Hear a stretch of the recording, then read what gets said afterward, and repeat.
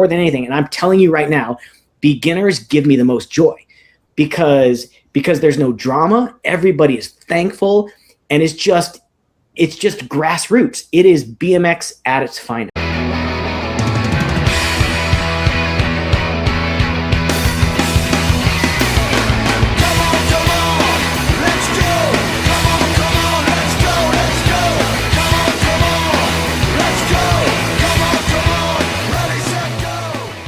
Dude, so we better get this rolling. Yeah, we better get going. Okay, here we go. You ready, Danny? I'm going to count you. Yeah. Okay. Let me 5, stretch. 4. You ready? 5, Yeah, I'm ready. 4, 3, 2, 1, go, Danny Pena. All right, welcome back to the BMXPERTS Podcast, Sunday afternoon. Super hot out here today, Kev. It's like 100 out here. I don't know about you guys, man. It's super hot. 102 or something like that? Yeah, I decided to go take my walk before we had our guest on. We got BMX Olympian, BMX World Champion, all things BMX, is Donny Robinson. There's not enough time to introduce you, Donny, because there's so many things that you do, man. And I hate to label you as one thing because you're all things. And I was going to ask you, man, do you like when people introduce you as BMX Olympian Donny Robinson? Does that still hit the same for you? Or does it matter anymore? How do you feel about that? If they even talk to me at all, I don't care how they reference me. It's super awkward. Like, it's weird sometimes, right? Like my identity is so wrapped up in BMX. I still find myself like introducing myself or like labeling myself or prefacing my name with like, hey, the BMX guy, like, you know, I'm from the BMX track. Do you remember me type thing? I don't, it's just so, you know, it's just weird to not say that. I don't know how else to, you know, again, what to call myself, other than just, you know, a BMXer at heart and, you know, Colin Styles, that BMXican type thing. That's just us. So yeah, it just, however you talk to me, if you remember me or if you talk about me, like whatever you want to call me, even if you call my name wrong, like, and you know who I was, like, I'm all good with it. That's a great question, Danny. You know, it's funny because once you become a president, you're always Mr. President. So I think the same can be said about being an Olympian. Once you're Olympian, you're former Olympian, you know, Donny Robinson. That's just like a title that's going to stick with you. When you summarize your career, man, do you think of it as the Olympics is the be-all, do-all for me, or was it your world championship title, all your title runs? I mean, you had a fabulous pro career. I mean, is it fair how do we summarize it? Yeah, I don't know. I'm just very grateful that I was able to experience and do a lot of the things that I was able to do. You know, people ask like, what's better, your world championships or an Olympic bronze? And it's kind of like, well, the bronze and the Olympics, like everybody knows that. And you're absolutely right. Like once an Olympian, always Olympian. But still, like, I don't be like, hey, I'm Olympian Donny Robinson or anything like that. It's like, it was something that I did in the past and that it was, you know, very awesome.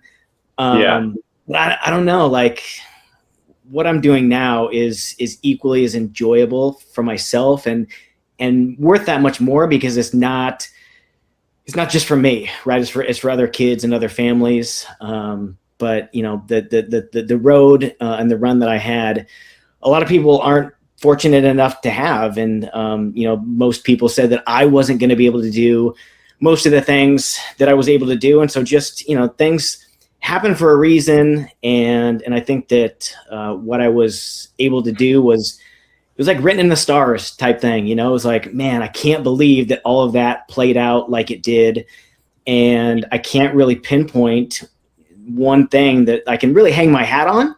But the Olympian part is like, you know, again, like everybody knows that, but it doesn't necessarily make it the most important for me, although it's probably definitely on the podium of my great achievements, you know, but it's a great run that I had and all of these things that I was able to do. It's like, wow, like, dang, I did that and that. And so it depends on who I'm talking to and what I'm talking to them about. It's like, man, this happened in this stage of my life. And then, you know, I didn't think that this was going to be a thing. And all of a sudden it was. And then, you know, look where I got to. And then, oh, by the way, like, I didn't know what would happen after this point or what I would do next. And I kind of didn't just like fall into it, but it was just like all of these pieces of the puzzle were like they were meant to be. And so when you look back on it and then think about, what's possible in the future based on what has already happened in the past, it's like, wow, like kind of anything is possible. There's the whole thing with, and I can just keep rambling for hours on this. I'm trying not to. This is gonna be my first podcast. I'm gonna try not to just overtake everybody and just, No, it's cool. Oh, it's fine. That I answer all the questions. But, again, it's just to find something and to be able to go at it wholeheartedly and to find success. And really a lot of that success having to do with other people that have been placed in your life. And I just super fortunate. So, yeah, it's very easy to be humbled now, just like, wow, like amazing things I was able to do. And a lot of people aren't going to be able to do those, but I wasn't supposed to either. So you should also try and make a run for the stars, because a lot of people will say like, oh, this sport's not going to take you anywhere. It's not what it used to be, blah, blah, blah. It's like, man, you could, all these generations, all these eras, you could always say the same thing. And look, right. there were people who made it and found a way to make it, right? It doesn't, it's a great thing. Like it doesn't just have to be, oh, you got to be the best racer in the world. It's like, man, you could be a product. You could be the best product developer in the world. You could be the best marketer in the world, or the best BMX agent in the world. It's like anything's possible, right? And just because somebody didn't do it before or hasn't done it yet, like doesn't mean it's not possible. So why can't you be the first person to do it and kind of rewrite things? Hey, Danny, I read Donny's Wikipedia page today. Right now, nice. Okay. You didn't have to qualify for the Olympics. Mike King chose you to be on the team. Do I get that right? I mean, yes and no. So there were 3 ways to make the Olympic team back in 2008. You either had to be the leader in the world rankings, you had to win the Olympic trials, or you had to be what is coined like the coach's pick, right? Now the thing is, back in the day, is like a lot of domestic races on normal BMX tracks, they were Olympic qualifiers. And so there's amazing racers, right? And so we've all got our things. Either somebody's got a really good gate start, or they're really good on supercross tracks, or they're really good on just traditional ABA tracks type thing. And so when you look at it, like, on the world stage, World Cup, Supercross races, I was the best performing athlete at the time. But Kyle Bennett was just an all around great rider, right? And so he would perform better in that time domestically than I would. And so he racked up a ton of points on those traditional tracks. And so he got that number 1 pick based on his just overall ranking.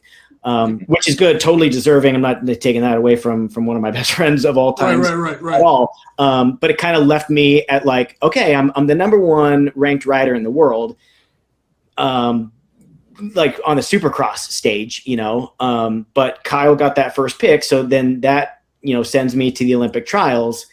And not that I didn't get my fair share of time on the Chula Vista track, but nobody had it more than Mike Day. I mean, that dude was absolutely locked in because he also would perform on the Supercross stage, not as well or consistently as I was, but he wasn't, as much of a threat on the domestic series. And so he was like the it guy essentially to win the trials. And I was kind of like handing that to him. I was like, I don't know that I can beat Mikey on these other tracks, let alone his home track, Chula Vista. And that was really his only chance to make it, because at the time it was Kyle Bennett, Mike Day, myself, Steven Cesar. And then you had, Danny Cowlog and David Herman and those guys. But like, we were the 4, those first 4 were like the first 4. Randy Stumphauser in the mix with you guys for that? I can't remember, honestly. Who? Randy Stumphauser, was he in the running for that? Kind of, like he was really on his way out. He was trying to hang on to take any chance that he had. And that's just so crazy, right? Like all of these greats, people that I consider better than myself, like it's just about timing, right? Like so many people were deserving of so many things. It's just like, when did it happen, right? Like, so for me, it was like at the right time for me in my stage of career. And when it comes to sponsors and everything, it was like the right people watching at the right time. It was just perfect timing for me to shine. It was like when we were introduced to the fact that BMX racing would be in the Olympics, it was my breakout season as a pro. Yeah. Like from 2002 through 2005, I think I won 3 total events. And then it was like, hey, 2006, like we got all these Olympic qualifiers, and I think I won 20 races in 2006. So it's just that the best time for me.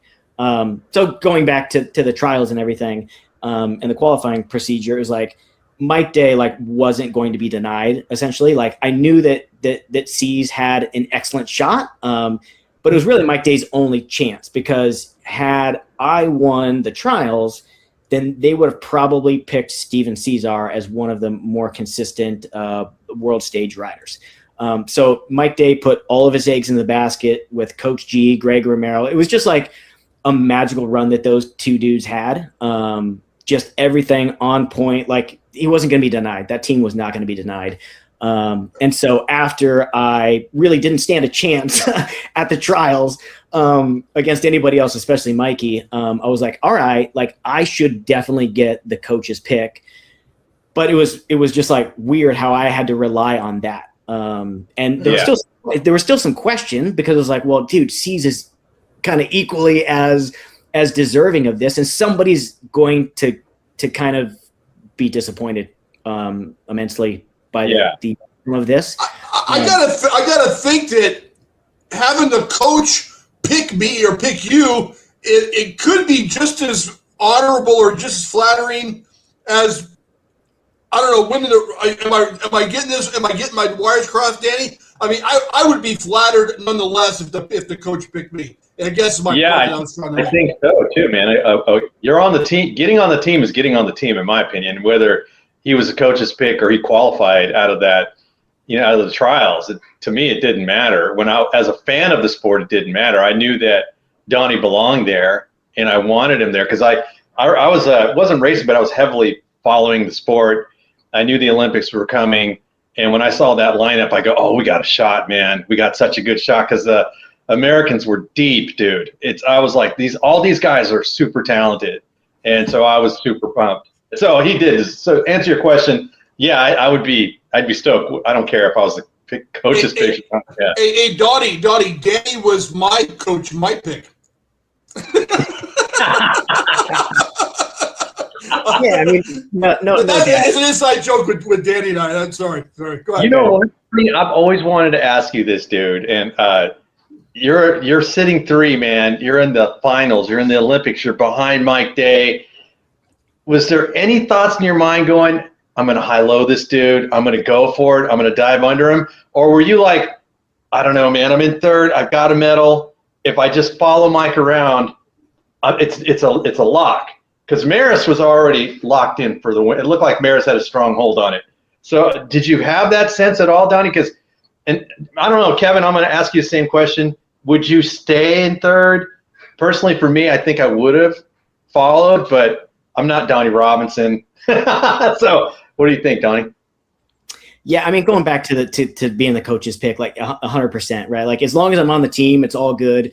But again, it was a little bit subjective to some degree. But again, everything that I did prior to that, I don't think that anybody was like, oh, I can't believe Donny got picked. It was just, you feel bad, right? Because everybody that's traveling together and performing, it's like we all just want that chance. So feel bad for Steven Cesar and how that all went down. But I think that the team was pretty awesome the way that it was, and the whole just like, I don't know, Olympic qualifying for me in Beijing was, I think it was just like a microcosm of my life, right? Like it was everything like bundled into one. And again, this is why I can just make these podcast hours, and because I just talk about other stuff. But it was like we had 2 days, right? So we had, the quarters 3 rounds, and then the semis 3 rounds on the next day. And I'm pretty sure, I know for a fact, right, that the first lap that I went out on day number 1, I think I was in 3rd or something like that, coming out of the first turn. I bonked in the rhythm section and went off the track, like all by myself. right? Like into the grass. There's a picture, right? Like Getty got this picture of me like off my bike, like hanging on for dear life, but I was going on just like an embarrassing type photo. And I was like, this is the way my Olympics are going to like pretty much go, right? Like Kyle Bennett was the best at turning a bad lap or a bad weekend completely around. And I was not like that. He could literally just get his doors blown off one day, not care about it, hang out with friends that night, come back and just wax everybody the next day. For me, it's like I have to have a great practice, a great first round, and then I could probably win the main. But if things go south, like I can't turn that around. And it's just wild, like how all of this came about, right? Like, and we just go back like to me, like evolving and coming in as a pro. It's like, man, you got Randy Stumphauser and you got Dr. J. Rich and you got Kyle Bennett and all these guys and Warwick Stevenson, like the it guys, right? Danny Nelson, like, wow. You know, you just want to be like them. You just want to be welcomed into their crew. Like you want to be one of them. Yeah. And we are definitely not one of them, right? As we come in, whether it's like a Bubba Harris or a Donny Robinson or a Danny Cowlog or whoever's coming in, right? It's like you don't want them to steal your thunder, right? You don't want them to take your money. You don't want any of that stuff. And so, yeah, they didn't welcome us into the crowd, but like Kyle Bennett was the first one to kind of take Jason Rogers and myself, who was my best friend and, you know, traveling buddy. Like he took us under his wing and he made us feel like him, right? Which is a rock star status. And we learned a lot from him, right? That you could definitely like get up at 5 a.m. and sing in the shower and then go have a big cup of coffee at Cracker Barrel and you have fun with your friends and then go win a day at a national and make $5,000 and just pretend like it's nothing. You're just living the life, right? But he really like helped me like watch him throughout his career, the latter part of his career, and be like, whoa, that's possible. Like I've got to really like change my mindset or way of reacting to adversity, because if things go smooth for me, like then it's smooth sailing. But if it's rough, like it's hard for me to turn things around. And so when things started off like that in the Olympics, I was like, dude, this could be the beginning of the end right now. And I was the most popular athlete in the sport, in the newest Olympic sport. Like, and then I had Michael Phelps's agent, right? That's why I had like Hershey's and McDonald's and Kellogg's and HP and like AT&T, like all of these sponsorships. And so it meant a lot to me to perform on the stage, right? That I was called to do that on. Like, this is my time to shine. This is our sport's time to shine. And I really want to really transcend what this is, right? Like you've got those people who just make a mark on their sport and make a curling or whatever, just a worldwide sensation, right? And so like this was the first chance like I had to do that for my sport. And I was like, oh my gosh, like I'm going to fumble the ball immediately right now. And I don't know what I did right in the second or third round in the quarters, but it was well enough to make it to the semis. And I think this is where things got wacky, because I think that the day that we were supposed to do the semis and the final, it got rained out. And so the TV schedule got all out of whack. So we were supposed to be, so I hear, right, that we were supposed to be primetime television and everything. Well, that wasn't the case now that we got rained out, but we had an extra day. And I don't know what that extra day of rest did for me. I don't think it was much based on what I'm going to tell you in just a little bit, but you know, maybe it gave a little bit of a time for me to recenter myself or whatever. But it's just so hard to tell people like you've been doing something your whole life and you've done it around the world, but nobody's ever done this, right? Like we've been on the world stage, we've been at the world championships, we've been on the gates, we know what the crowd looks like, but you've never been in the Olympics, right? You don't know that feeling until you get there. And so each one of these laps that we're doing, like nobody's ever been in that position before. So we never know like how to react. And so I made it to the semi and then I don't know how my first two laps went. I don't think they were great, but they were good enough. The last lap, last semi, I ended up crashing on the first straightaway. And I might have crashed with Kyle Bennett. But I remember getting up and my visor was in my face. Now I know that Jerry Landrum has a photo of this somewhere. Somebody's got a photo of me jumping the second straight doubles with the visor in my face. I did. I got up from this crash thinking like, if I don't get up from this crash, I'm going to have, it's not like I had 2 first, right? It's not like I had a guaranteed spot in the main. I was like, I got to get up. And so the visor's in my face. I'm trying to pull it up. It wouldn't work. Like, so I'm like trying to look through these holes in my helmet. And that's the helmet that's behind me. The visor's, yeah. And so I finished the lap and I think I was maybe one of the last 2 to get in the main event. And I think that maybe I had the 6th gate pick or something like that. And at that time I was like, man, I'm gonna just take gate 8 and see what happens. Like, at least I'm on the outside, right? It's just a little bit of protection from getting squeezed or anything. And then I got a decent gate. Like, you could see that I set my wheel down just a little bit before the kink. So not an ideal position to drop the wheel. But again, like, you're sitting up on the gate and you know that potentially millions of people are watching on the TV. Like, my whole family was in the stands.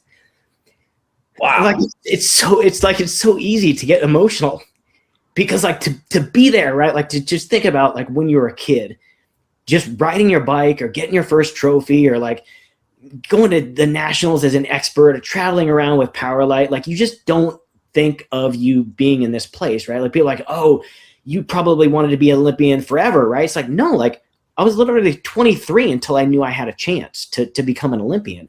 Wow. And so it was like, when you tell people like what you focus on, it's like, dude, I'm just focusing on that day, right? Like, how is my training going that day so that I could perform the next race? You know, whether that next race is a local race or a Gold Cup or a national or the Grands or whatever. It's like, I just want to be better that day, train hard that day. So there's no question in my mind that I gave it all for the next race. And then it's just like, all of a sudden, all the years go by. It's like, man, that next race is the Olympics.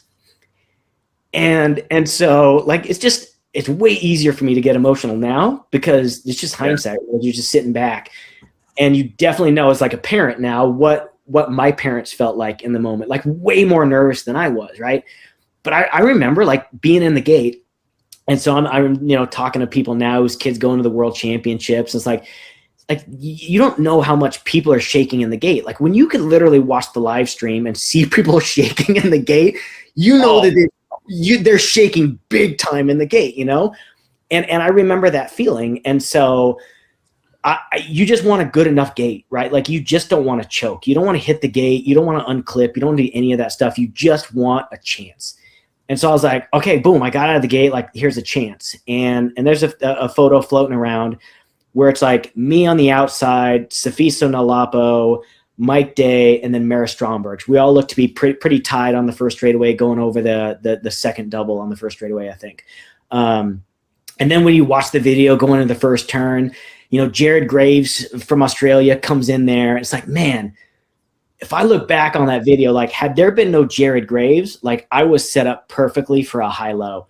And I don't know if I was planning on going for that. Like, I could kind of watch the video and be like, yeah, I was thinking about that, but then I saw I would have been blocked. Like, I'm pretty sure had he not been there, like, it probably would have been a high-low and maybe game over, right? Like, that could have been my gold medal.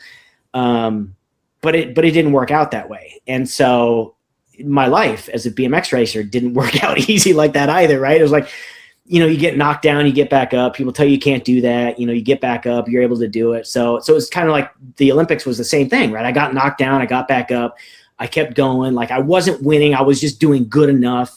And boom, I'm on the first straightaway. I'm doing good enough, get around the first turn, kind of unscathed. I got this line down the second straightaway, kind of hugging the white line on the inside.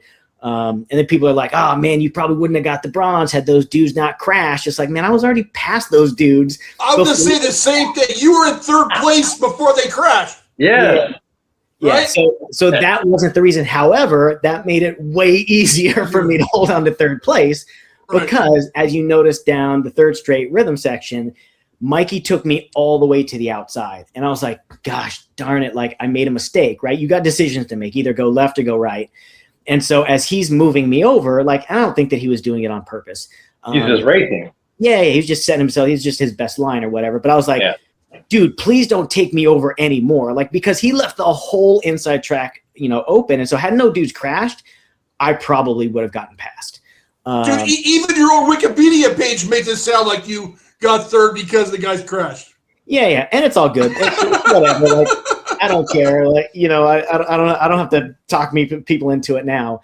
You just call it like it is, right? Like, I got past them before they crashed. Had they not crashed, I might have got, you know, passed back type thing. It just made it easier.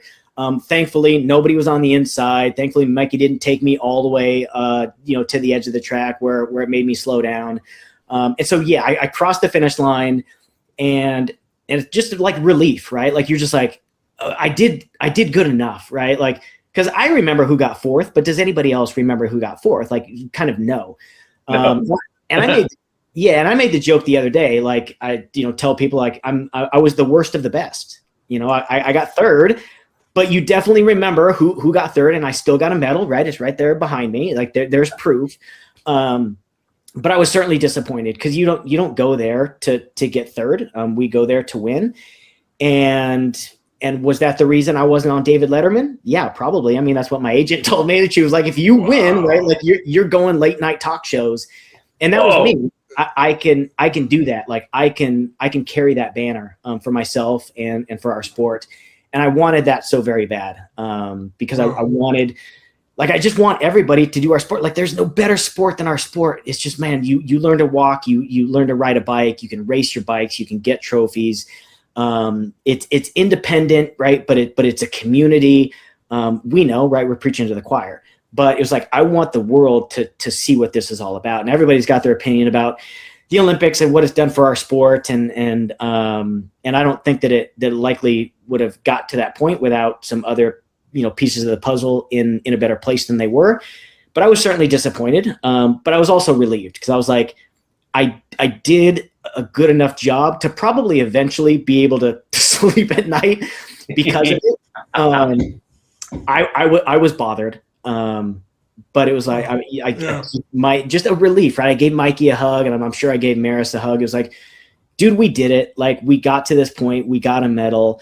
And to look back on everything that could have happened. I mean, shoot, Bubba Harris, right? Like, he should have absolutely been there, right? And just a freak accident on that track made him not be there. Like, any number of things could have happened. And so it's like, what do you want to be thankful for? Do you want to be, you know, like, mad at the world that you didn't get first, or do you want to come to the realization, like, a lot of people had it worse than you, and, you know, now is different from 2008. But yeah, it was a great thing that I was able to do, and that's that. I got a question. Man. I'm sorry, Danny. One more question. I'll tap you in. I'm just we mentioned Mike King chose you, and he was the team manager. I'm just kind of curious, maybe for the viewers out there, even for myself, what are the responsibilities of an Olympic team manager? What's their responsibilities? What do they do on a daily basis being the team manager for the Olympics? Man, he drank a lot of coffee and slept a lot. Took really? A lot of naps. No. Mike King. So that's another thing, right? Like, Mike King, like, just the king of BMX racing and mountain bikes, like, to have him in our corner, you know, chasing this Olympic dream, somebody that you looked up to, somebody that you probably got clips because of. You know, I'm absolutely running the Shimano, like, yellow and black, you know, tie strap clips because that's the ones that he wore. He wasn't a coach per se, like, so he was basically the team manager.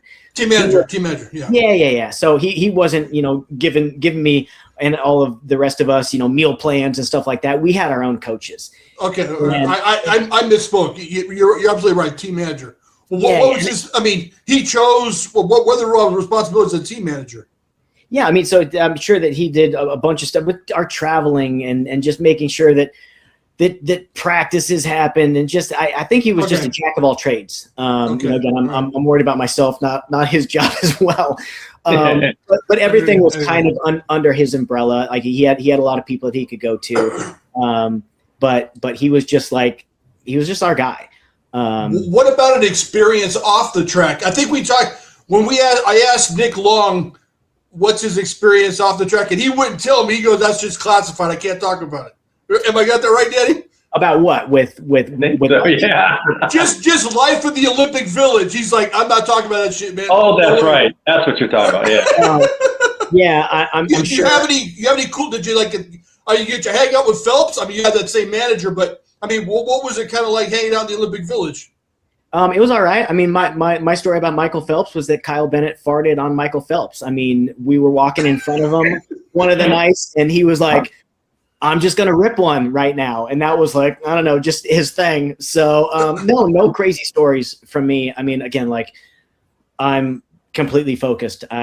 We've got time for those shenanigans later. Like let's get down to business. I know that we were staying in the same dorm as the women's gymnastics team, which is great. Like I'll tell it, like Nastia Lukin and Sean Johnson and everybody, like that was great. But there was I didn't meet up with anybody, right? Like I had a longtime girlfriend and all of that stuff. And okay, all right, that's cool. Nothing that I remember happening that I noticed or that I took part of. It was just athletes doing our thing, right? Like we'd go eat and we'd walk around. But it was pretty boring from what I remember. It's just like, you're not watching much stuff on TV. Like I don't know, you're just so antsy about what happens next. A lot of recovery rides, a lot of like clearing the mind, because when you're in that space, like everybody's trying to be the best in the world at their thing. And, some are more serious about it than others. Some are done with their events and they get to party type thing, but no crazy stories for me that I can recall. Well, hey, Danny, was it Nick that said that he had a Kyle Bennett tattoo, right? Honestly, Kev, I think you're right. I don't want to say yes because I can't remember 100%, but I think you're right. Yeah, I think you said you don't have a Kyle Bennett tattoo, do you, Donny? I don't have any tattoos. Neither do I, actually. But I thought that was kind of funny. I think we're kind of rare that three of us don't have any tattoos. Yeah. All my kids do. I'm like, okay, well, that's your guys' thing. Yeah, my kids have a bunch too. All right, Danny, go ahead. I'm sorry. I broke on it. That's okay. Yeah, you get a lot of it too, right? When people get the Olympic rings, the tattoo, they're like, oh, why didn't you get that? It's like, I don't know. Like, I'm just a no tattoo guy, right? I refuse to pay for it. I was going to get a tattoo. I go, how much does it cost? Forget that, man. You should be paying me to put it on my body. Yeah. I have this fear about tattoos. It's like a shirt you can't take off. I'm like, oh man, if you hate it, it doesn't matter. It's there forever. I think too much, Donnie. I'm like you, man. You're saying you if you have a bad day mentally, it could mess everything up for you, and I can kind of relate to that. And the one thing you said about the Olympics that really struck a chord with me is like everybody was on the gate and they were physically shaking. And so we're watching it at home on TV, and we just see the greatest in the world racing each other. I don't think about you guys as being an average guy, just being scared at that moment on the gate. Maybe not scared, but you had so much going through you that your anxiety level must have been through the roof. I mean, Kevin gets like that if he sees me near the gate. He can't stop shaking because he's afraid to race me. Yeah. Did you have thoughts of like losing your balance in the gate, just something simple because you were so nervous? Yeah, I mean, we're grown men, essentially, like the majority of us, right? Like 25 years old, I was. Just scared out of our minds because we still feel like we're 10, right? We're in this new arena, and we're just thinking about. And that's where it can get tricky, right? Like thinking about what happened in the past and think about what happened in the future. It's like you got to be present. You got to be mindful. And so, like leading up to the Olympics, I can't remember the guy's name, but he was a gymnast, and so I got to hear a lot of his talks.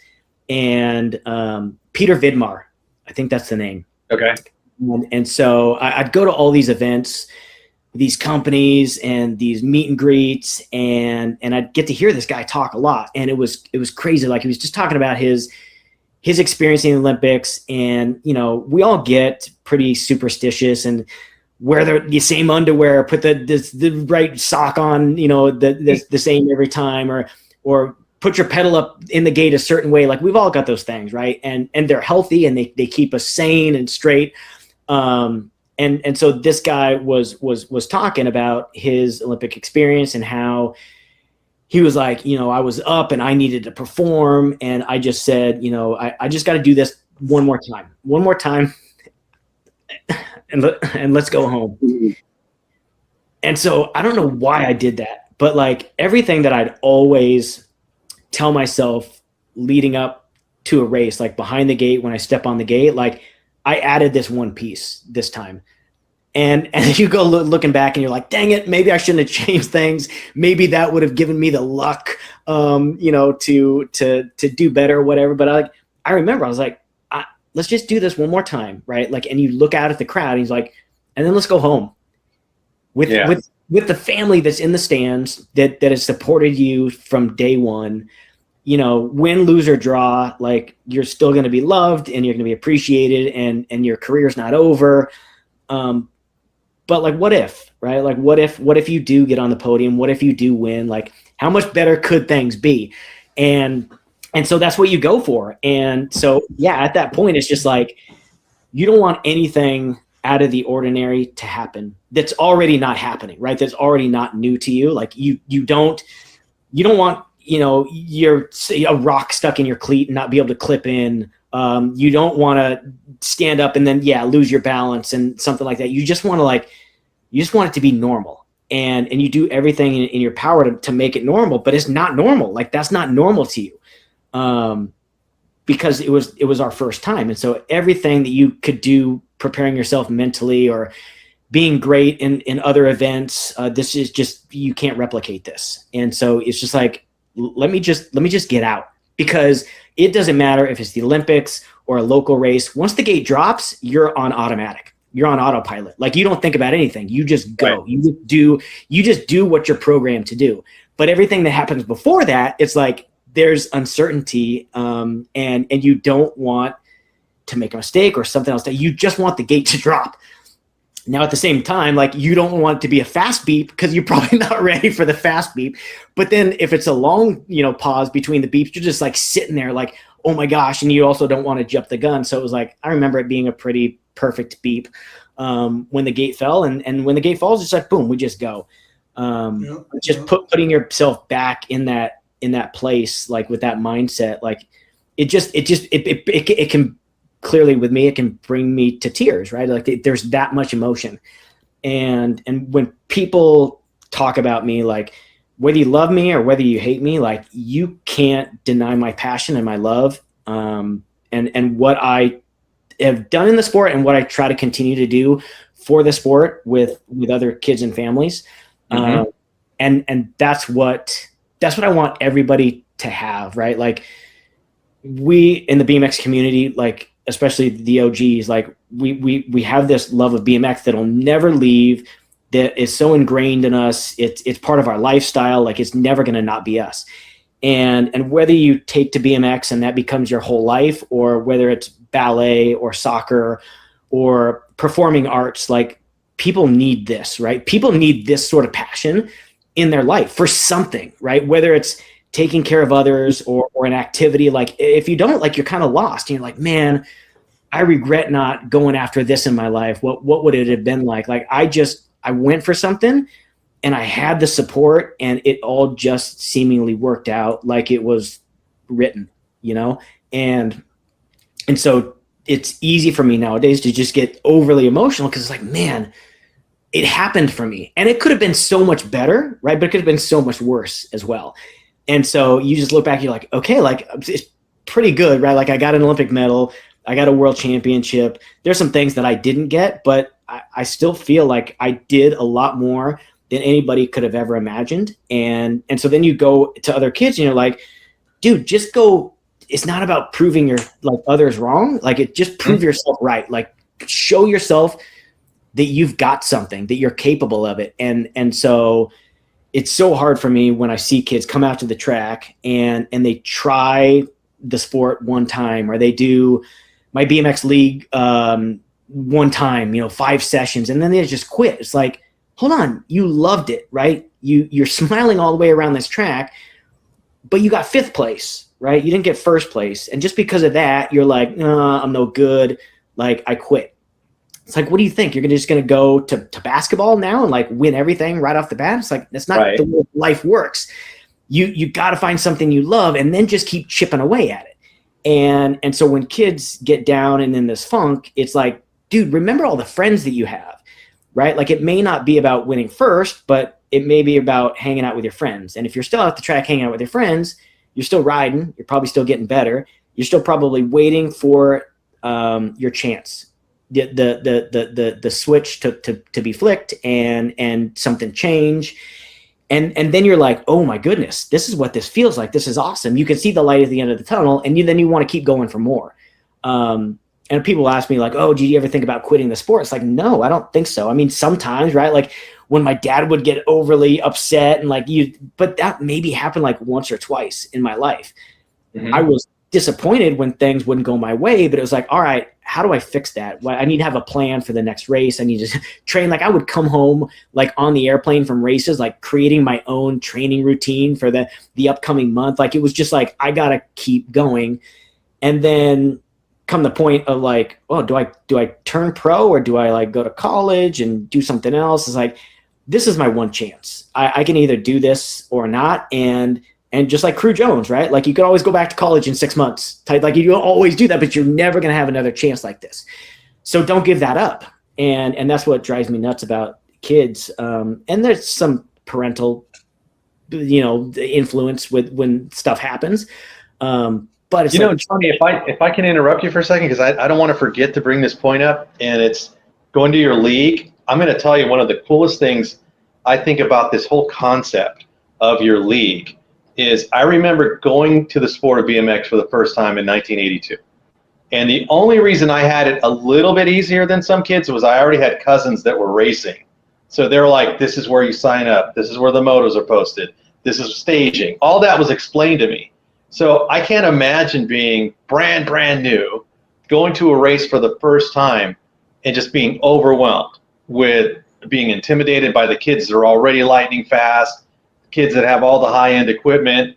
It's like, that's the one thing that's unique about BMX as opposed to, because I played a lot of Little League and stuff like that, is everybody's kind of the same. Everybody's got the same uniform already. We're all kind of treated as equals. But when you go into BMX, you have to kind of earn the right to be even recognized as an actual legitimate racer. It takes a while. And you said chipping away at it.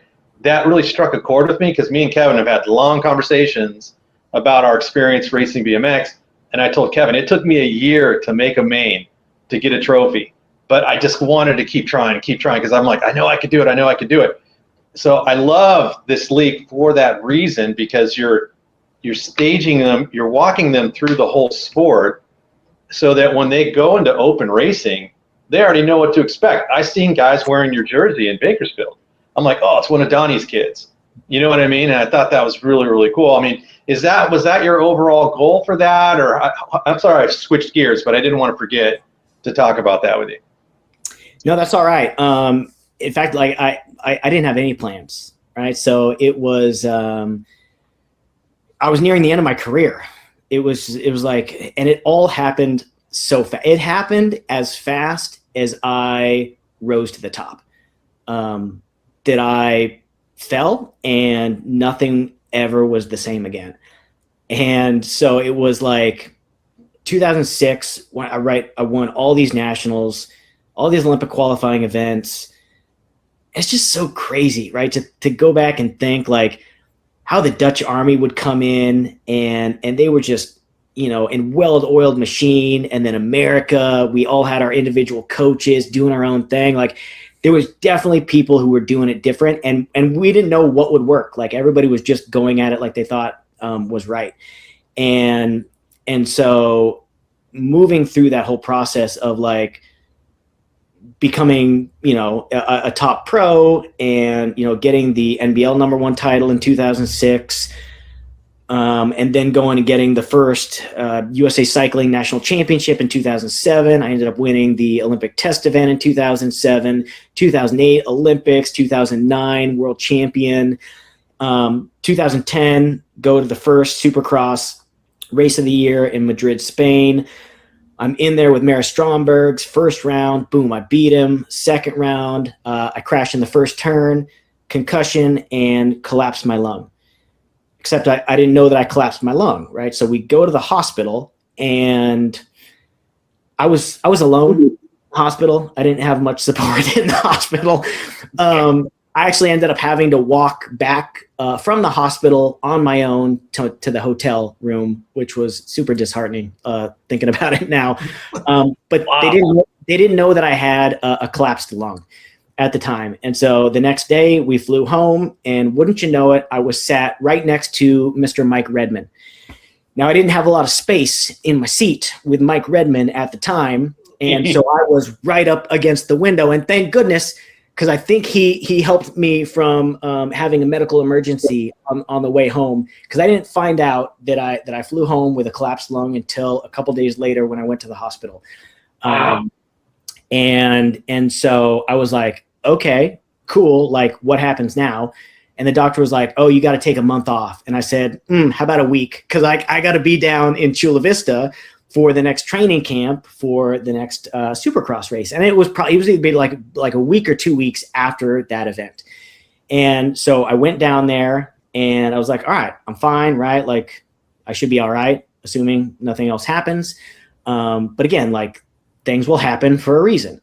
And so I remember going down the second straightaway, and New Zealand is out there training, right? Now everybody's like coming to all of our tracks and everything and get more track time, because we know this is the new Olympic cycle. And so people are really like throwing everything at their federations to get the job done, get some Olympic medals.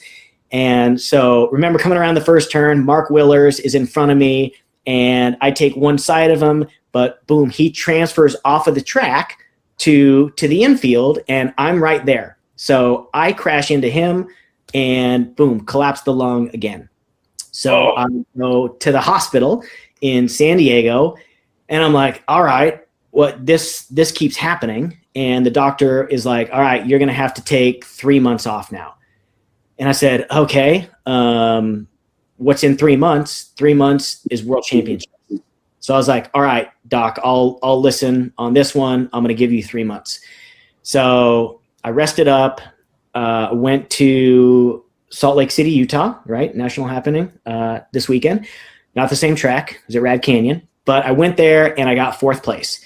And we were flying directly from there back to Chula Vista for the World's training camp. So it was good, right? Like, I hadn't crashed, which was nice. So either I don't crash or I crash and see if I collapse the lung again. Something's got to happen, right? And so go down to the training center, and Kyle Bennett, myself, and Denzel Stein are doing some training laps. And there is nobody that I would trust more to follow anywhere around the track than Kyle Bennett. All right. Denzel Stein is in 1st place. Kyle Bennett is in 2nd place. I'm in 3rd place. Going around the second turn, we go in the rhythm section, and Kyle bobbles, which is abnormal. And I'm like, all right. And that rhythm section is just so gnarly, right? There's no, like, you're not escaping anything. Like, if you're following somebody, right, which you shouldn't be doing, if something happens, you're probably going to crash into him, which is exactly what happened. So Kyle crashes, I go into him, I crash. We're both on the ground, both concussions. We come to, I just hear him like gasping for air. So both of us are gasping for air. Like, I collapsed my lung again, another concussion. He collapsed his lung, concussion, broken collarbone. And this is like a week or 2 before the World Championships.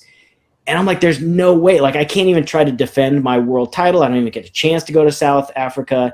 Like, what is happening? Is my life over, right? Like, why is this stuff happening? And so I posted on Instagram, like, I don't know, some years ago, like, I'll post it every now and then of like us at the beach, Denzel and Kyle and myself and Corbin Shiraz there. And this was like after we got out of the hospital, and Kyle's in a sling and everything. And we were just like, all right, like, that's the end of this. And I said, well, what's next for me? You know, I've collapsed my lung 3 times now. I've got all these concussions, which is not good for your health, by the way. And so I went to my doctor here, and I was like, I can't have this happen again. Like, essentially, like, I'm writing off the whole rest of the year, because I don't know if this is going to take me down completely. What can I do? He said, you got a couple options. I mean, aside from doing nothing, he said, we could glue your lung to your rib cage. And so if you hit the ground, right, it won't collapse, it won't break away. But if you break a rib and it punctures your lung, you could die. So I was like, all right, cool, option 1. He said, option 2, you could essentially like give your lung a road rash. So it scars back to the rib cage. So if you hit it hard enough, it'll break away. But in any like normal crash, it should stay, stuck to the rib cage essentially. And I'm like, boom, sign me up for that. I said, how long do I have to be off my bike? He was like, dude, you should be on your bike in like a week or 2. I was like, let's do the surgery like now, right? I was like, all right, that's going to be my fix. And it was way longer than 2 weeks. It took the rest of the year for me to feel normal. It was just miserable. I don't know why. But it was like I came back just a shell of my former self, right? Like, so all of these guys, Sam Willoughby, all these guys are like coming into their own. Yeah. And here I am, like essentially like a year. I've been down a year. So I've got nothing. Like, I've got no progress. I've got regression, and they've got all this progress. And so I'm like, all right, so I'm doing nothing the rest of the year. I'm just going to come back in 2011 and see what happens. And I think I came back and I did fairly well in Reno in the opener. And I was going to talk to you about that one when you're done. That's a great one. And so really, like, the point of this whole story, and make a long story shorter, is the last race I ever won was the 2009 World Championships. I never won another pro level race. I got on podiums, but it was nothing else. And so it was like, oh my gosh, this is kind of how my career is going. And I didn't stop, right? I kind of, at that point, like, I kept getting concussions. Like, I got 3 concussions every year from like 2010 through 2012. And it was just like the writing was on the wall, right? I was like, man, this is coming to an end. I got to figure out. And this is a long story to get back to where you were at. It was like, I have to do something else, right? Like, my life has to evolve into something else, but I didn't know anything else, right? Like, I don't feel like I need to go into another industry or get another job. Like, I don't want that. I want to make this work for my whole life. And so as I started to wind my career down, I was like, okay, what's going to happen next? And thank goodness that Mike Carruth was he's around, he's alive, right? Like, all I ever knew him as was a photographer. And so my last couple years on the scene, like, we were traveling together. Like, we'd stay in hotels together and we just hang out. And so I was just trying to leave the sport on my own terms. I don't like people telling me what to do. And so I was just like, man, I need to find a sign and a time for me to just hang it up. And so thank goodness in like 2013 and 14, like, I didn't get any concussions. Things were okay. I'd get some podiums, right? I was still like barely making a living, right? I'd lost my Monster Energy sponsorship. Thankfully SE stepped in there, but really the last few years of my career, like, I was paying my own way. I didn't have any real support, which was fine, right? Like, you don't start this for the money, and I'm not going to end it because I don't have any money coming in. I have money, so I'm going to spend my own money to just see this through like I want it to. And so through that whole process of kind of winding down, got to travel a lot with Mike. And so Mike was like, had just a wealth of information of all these decades of BMX experience and everything. He was like, man, I got this idea for this BMX league program where it's just structured like other youth activities. And we just think that there's a better way. And I was like, dude, like, I think I can do this, right? Like, my home track is totally supportive, and my city and everything. I think we got all the pieces to kind of step into this and see if the concept even works, right? Because there's all these bright ideas, but until you put the pen to paper and actually go and figure it out to see if it works, like, you never really quite know. And so I don't want to keep talking because I can, so I'll pause for just a second to hear what you had to say. Has that league evolved since then? Has it changed a lot? Are you still doing the same format? Where are you at on that now? Basically, nuts and bolts are just the same things. Nice. It's gotten to the point where I'm so good at, like, the songs that I play have a message about the thing that we're doing on the track, right? And you talk, like, that's how like well-oiled this machine is. But it was wild. Like, in the beginning, right? It was like, basically, I went to my city and I said, look, we've got this idea for this program. And I give all credit to Mike Carruth, right? Like, I was the person to, like, get it going, but it was his idea, everything. I was like, dude, tell me, and I will just do it to the best of my ability. And so we had great relationship with our city. And so I was like, okay, I got this program. And at the point, like our local track was like 34 rider average, and just hardworking volunteers. Like without them, like I wouldn't be in the sport. And so like, you can look at that now, right? And be like, man, I really did not give back to my local track, right? I came there and I practiced, and I didn't pay for practice, and I didn't race, and I didn't volunteer. Like what good was I to the local track? So this is like, I've kind of been like paying it back to like all the people that came before me, that allowed me. And I'm kind of like doing all the work that I never did when I was doing the work for myself, like on the track. But I went to the city. I was like, I have this idea. I said, basically, like, here's all the stuff, like, take it and run with it. You know, you have all your email list, all these things, go do your thing. And so I think it was like a month out that we started to promote it. Back then, we didn't have the idea of the open house. We were just like, let's promote the program, in-house or social media or whatever. But at that point, like I was just going through my city. And 2 weeks before the program started, I think they had like 4 people enrolled. And at that time, I think we were charging $100, and they got everything still, like the number plate, the jersey, all the instruction, the racing, 5 sessions, the trophy, everything. And I was like, oh no, like, is this proof that this concept doesn't work, or do I need to do something myself?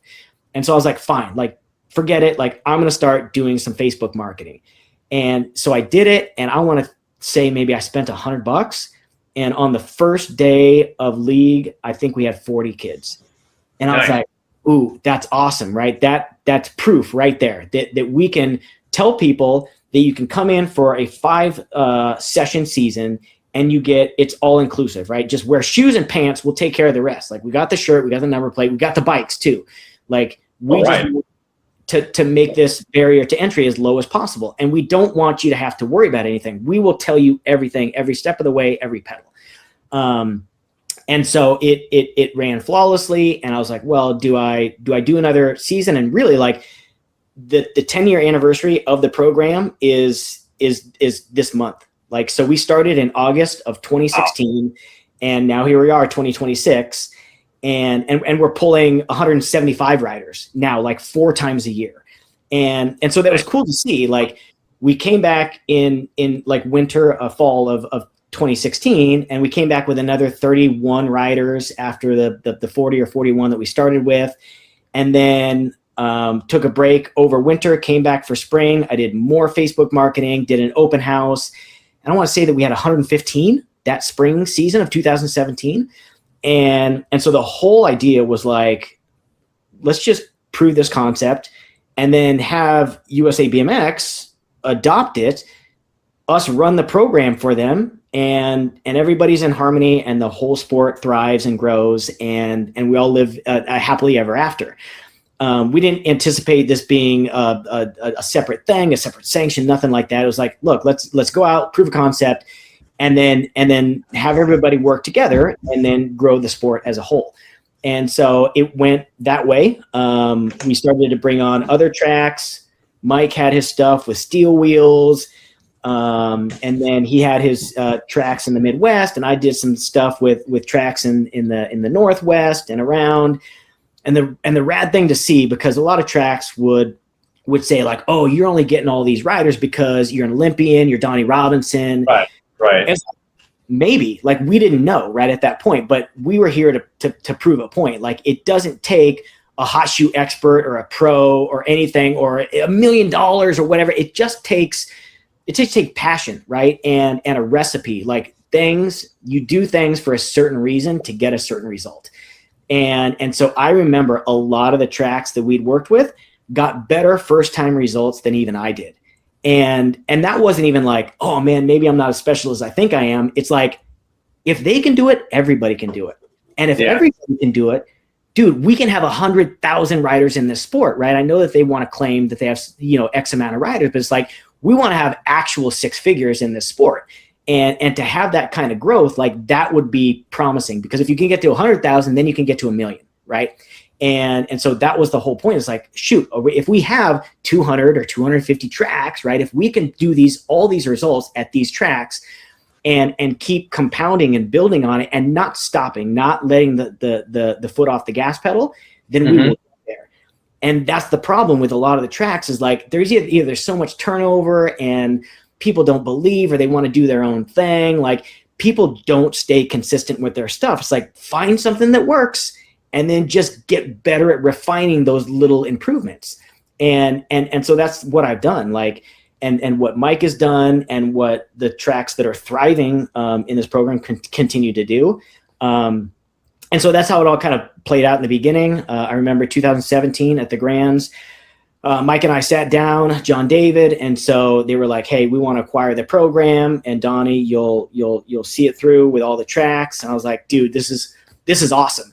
And what was great was that, like, in 2016 at the Grands, like, that was my last race, and USA BMX did what they didn't have to do. Like, they gave me a platform. They allowed me to say goodbye to the sport, like, as I knew it, as they knew me. A lot of people don't get that opportunity, and I don't know why they did that. I thank them for that. Like, it was special. Like, they made a video of me and all that stuff, like stuff they didn't have to do. And that'll sound spectacular in the Grands, right? I remember watching that. Yeah, I'll never forget that. And like, there's this, so Kyle Bennett's all about country, and so, like, a big country fan because of him. And, like, my theme song for that week, which, again, like, I wasn't making any money, no nothing. I was just like, man, I just want to end this. And there was a country song on at the time, and there was a line in there that said, like, I want to make the last one the best one, you know? And I was like, man, I want to make this one the best race I possibly can. I'm not the fastest. Like, I know miracles happen. I know things that can happen, but, like, I'm not in the race, even though I tried to be in the race. But I just wanted to walk out with my head held high. And you know, Mike Redman, that guy, like, announced my last race on the track, and just all these announcers and everybody that's been in my life and my career, like Gork, like, man, there's people now doing for my riders that I brought in to this sport through the BMX League, that are doing the things for my riders that people used to do for me, right? Like Gork, like, he made me a superstar. Like, he made people care about me, right? Like, I would jump and he would take pictures of me. And so, like, so much credit goes to him and the people that would hype you up. It's like, man, Justin Wall now is doing for my riders what Gork did for me. And then, you know, to have Mike Redman on the microphone for my last lap, he told everybody straight, like, he was like, it's going to take a miracle for Donny to make it out of this into quarters. But, you know, I want you to kind of give it up for him. And it wasn't a great lap, but it was definitely my best lap of the weekend. And I rode off the track, like, again, like, in the arms of my dad, you know, who was there along with my sister and my mom and my wife, who was the same girlfriend from the Olympics. And I walked off of the track, put my stuff down, and I walked directly into the track operator room to tell them about this new program that I'd found such great success with. And I was like, whoa, like, I just transformed from this person to this person. I'm the same guy, the same thing, but, like, now it's like evangelizing not only, like, our sport, but, like, our sport would not exist without track operators and volunteers. Like, they're just amazing, right? And so it's like, now I get to give back to them, right? Because all tracks need more riders and volunteers and money and resources, everything, right? And I'm like, this program can give you all of it, right? And so now here I am to try to tell you what I'm learning from experience on. Like, I'm not sitting behind a desk, right? I'm not just telling you what I think might work. I'm telling you what is working and how much better we're going to get. So just trust me. That's the big thing. It's like, just trust that, like, we're all trying to lead you down the right path. And better our tracks and our sport and as a whole. And so it was very cool to have, like, you know, walked through that whole process from one thing into this next thing. And it was wild, right, too, because, like, at that same race, David Herman had introduced me to Mike DeVarney, who was the one who created the STEM program for USA BMX. And it was like, whoa, you're doing this and you're doing this, and we could travel around to schools together and then, you know, talk about BMX and his amazing STEM program. And then I could link that part to BMX League with the local tracks. And this sport is just going to blow up, right? It's just going to be so amazing. And so it was all like going down the right path. And then like 3 weeks before my son was born in 2020, I got let go, and it was not a good feeling. I remember getting off the call with John David, and my wife was like, "What are you going to do? Like, what are we going to do?" And I'm like, the same thing that we've always done. We're just going to keep going. Like, this does not change the trajectory. Like, here we have now this, not even a renewed passion, just this extension of a passion that can look differently, but that can be so much more impactful than anything I've done selfishly for myself. This can help my local track. It could help all the tracks around the country. It can help the people that allowed me to do what I was able to do. And so, yeah, from that point forward, like, I've just been focusing on my local program, and it's bigger than it's ever been. And it's so enjoyable. And I know I don't want to just keep talking. I want you to let you ask questions, but any track operator who has run this program as it was intended to run cannot say it's not the biggest and best thing that they're doing in the sport, that it doesn't bring them the most joy, because it is my favorite thing to do. And I literally have people that are going to the world championships. I literally have nag riders, right? I've got people that have grown up, that I've seen their first laps on the BMX track, and now I'm seeing them getting highlighted in the BMXer, right? Like, that is unbelievable, because I know that more than anything, right? I have only been doing this beginner thing for 10 years, but it's been 37 years in the sport, right? So I know the top and what can be, like, more than anything. And I'm telling you right now, beginners give me the most joy, because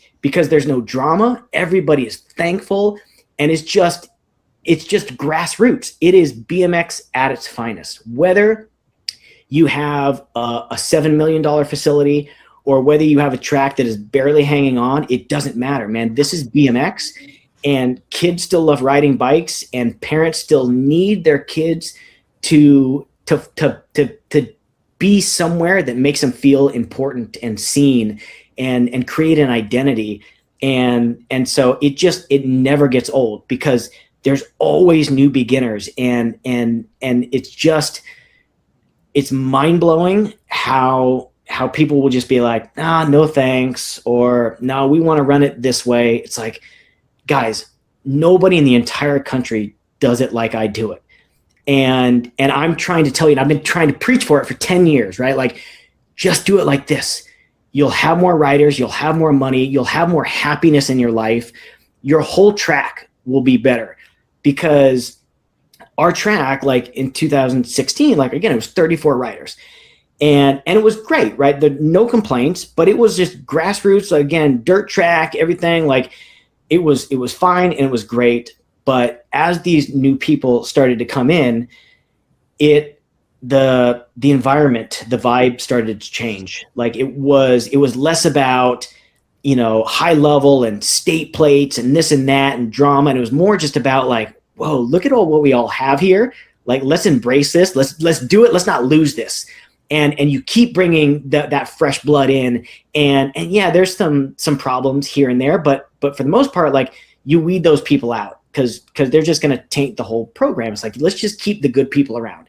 And it's just so amazing to have experienced that, and to hear other tracks talk about that. And so for me, it's like, everything that has always been done for me, and the things that I necessarily probably didn't do it in the sport for the tracks that I could have, but I was so focused on my own career. It's like, now here's what I can do for the sport. And there's just so much joy. And I love that, because we can have it all. We can all have fun, and we can be dramaless, and we can make money, and we can make superstars, and it's possible. I got a question. Why, if this is a national thing, right? It's not just regional for Northern California. It's national. Yep. Okay. And how people become involved with the beginner league is they go to the local track, and the local track has your program, correct? Yes. So if I was a beginner and I wanted to start racing, I would have to go to a track that has adopted the beginner league program. I can't be involved individually, is my question. Correct? I mean, so you have your own ways in finding the sport, right? So Right. definitely, As far as the league goes, I can't be involved in the league. I have to go through my local track operator and then do it that way to race or whatever. I mean, yeah. So you could do it either way, right? Like, so people can come in and they could just jump right into novice, right? Just go right into open racing and just do your regular racing like you want to.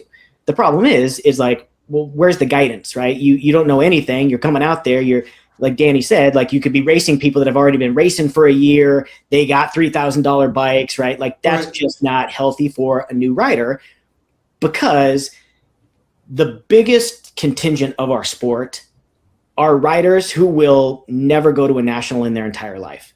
Oh, yeah, with the one. But yeah. So why would, okay, weird question. Why wouldn't a TO go with the program? What's their pushback? It seems like everybody would want to do this, right? What's their problem? It's extra work. That's why. Yeah. Here's why. Because you don't want a new rider around an existing rider. Okay? You don't want the parents around the other parents, because the parents, right, we're very enthusiastic about this sport. We're like, hey, you should go to that track. Hey, you should go to this state race. Hey, your bike, man, if it was lighter, your rider would go faster and they would win more trophies, right? Like, we get that way. We don't want that. That's not healthy. So we want these beginners to come out and we want everybody to be equal. That is why, like, our coaches in this program, we look like the other riders. We don't wear uniforms because we don't want these families to think that, oh man, I got to buy that extra outfit. I got to buy that bike. Like, we just want you to get out on your bike or use one of our bikes. And to do this, like, you've got to run two separate programs. So you can't, like, mix these groups. So you can't, on an open racing night, also have the beginners come out, because then they're just mixed with all the other proficiencies. So it's like, all right, track operator, you can have your cake and eat it too, but you have to do a little bit extra work. And that's what a lot of people either don't want to do or can't do because they have lives, right? They've got jobs, they've got families, and I'm not faulting them for that. However, when somebody complains and says, oh, we just can't grow, or we don't have this or that, it's like, well, then you got to do something different. You got to do something new. That's what this thing is. And so, yes, the two programs have to be separate, which is great, right? Like, you know what you're doing. A track operator on any given night, shoot, Ray Gomez, my former track operator, that dude was doing the announcing while he was scoring the race. He did the registration, right? He's also got to do the taxes and all of those things, right? Probably clean the porta potties at the same time. The dude was a master of all trades. Like, he did it all. And so then you also have to teach a new rider, like, how to read a moto sheet and what it means when they don't get top three and they don't get a trophy, but everybody else does. It's like, man, when you run the league, it's like, you know, they're all beginners and you know what they need to learn. And so you take them all through this process together and you teach them and you prepare them for what's coming next. Now, I love the freedom and flexibility that our sport has, but what USA BMX, when they acquired our program and when they kind of went the opposite direction of me and Mike Caruth, was they were just like, nah, we're just going to do it our own way, right? And that gets dangerous, especially with other tracks, because everybody has got the right way, right? We're going to do it this way. We know better. It's like, guys, but you're not pulling in the numbers that we are. And so let me just tell you what I know, right? And kind of just trust us to guide you along in the right way. And so that gets troublesome when they're like, oh, we're gonna change this. We're not gonna do this. In fact, so we're actually not going to race on the first session. You know, these kids, they need to come in and they need to get acclimated, and you can't, put them on a track and then expect them to race. And so we're gonna take that part out of it. And you know what? We're not gonna give them a jersey on the first day. We're not gonna give them a number plate either. Like, we're gonna wait for that to happen. That's not a great thing to do. Like, and here, like, there's always a reason, right? Like, there's a rhyme and reason to everything that we do in this program. And so it's like, if we are trying to create BMX racers, we need to let them race, right? So in our program, like, you come in, we introduce the track, and we get you racing on the very first day. And you got number plates, and you got your jerseys, you got everything you need. Like, you're a BMX racer on day number 1. And it's a rush, right? It's kind of overwhelming for some, but it allows the most time for people to get the hang of this and really like work through what this is. And a lot of tracks, they'll run the program and they'll be like, all right, now come out for real racing. Like, come to open racing, come to the real racing. It's like, no, dude, you just did real racing. These kids just put in the work, earned points, got a trophy. That's their real first BMX race. Stop making novice, intermediate, and expert so much more like important than the beginner level. Because I'm telling you, most of these kids will actually never even go into open racing, let alone go to a national. But you push them away because you make them feel like they're less important. Like, if you don't come out on Thursdays and Saturdays and you don't go to our state race, you're not worth as much as these other people. But it's like, they pay the same, and their parents, who are thrilled that you're doing these certain things, could own businesses, be multimillionaires. They could be your donors. Like, you don't know who you're pushing away. And so if a rider will not race, right? Say a program is just going to say, all right, it's just instruction for the first 4 sessions or however many sessions they make it, right? And they're going to race on the last session. So how do you think these riders are going to feel being put in potentially a gate of 8 on their final day of this program for their first race, and then they crash in that race? They have no other chance to come back and see that they can get up from a crash or not be freaked out by the racing portion of our sport. It's like, look, you want to introduce things immediately so that you have the time to work through this stuff. Because guess what? Sometimes people won't race on the first day, but they have 4 more sessions to get to that point. And okay, you don't have to start in the starting gate. You can start on the last straightaway or the last jump. We try to make people into what we want them to be instead of what we need them to be, right? We just need to meet them at where they are currently. I say this too, because the one thing that I didn't know like early on is I was like, okay, we're going to bring riders in through the BMX League. They're going to love it. They're going to go into open racing, and then our track is just going to thrive, right? And so we did that, and kids started doing that and loving the sport, and then they started to fall off. Oh. And I'm like, where are they going? They loved it, but then I was like, dude, they don't have what they had in league. They don't have a community, right? In league, you've got the coaching and you've got the team atmosphere. In open racing, it's individual. Everybody's got their own teams. And the people who are not good are probably not on teams. And so I was like, oh my goodness, now I got to create a team. And you know what? My team's going to be different. I'm not just going to let anybody on my team. In fact, the only people I'm going to let on my dream team is people that graduate my program. So you come into the sport, you trust me with guiding you through and showing you the ropes.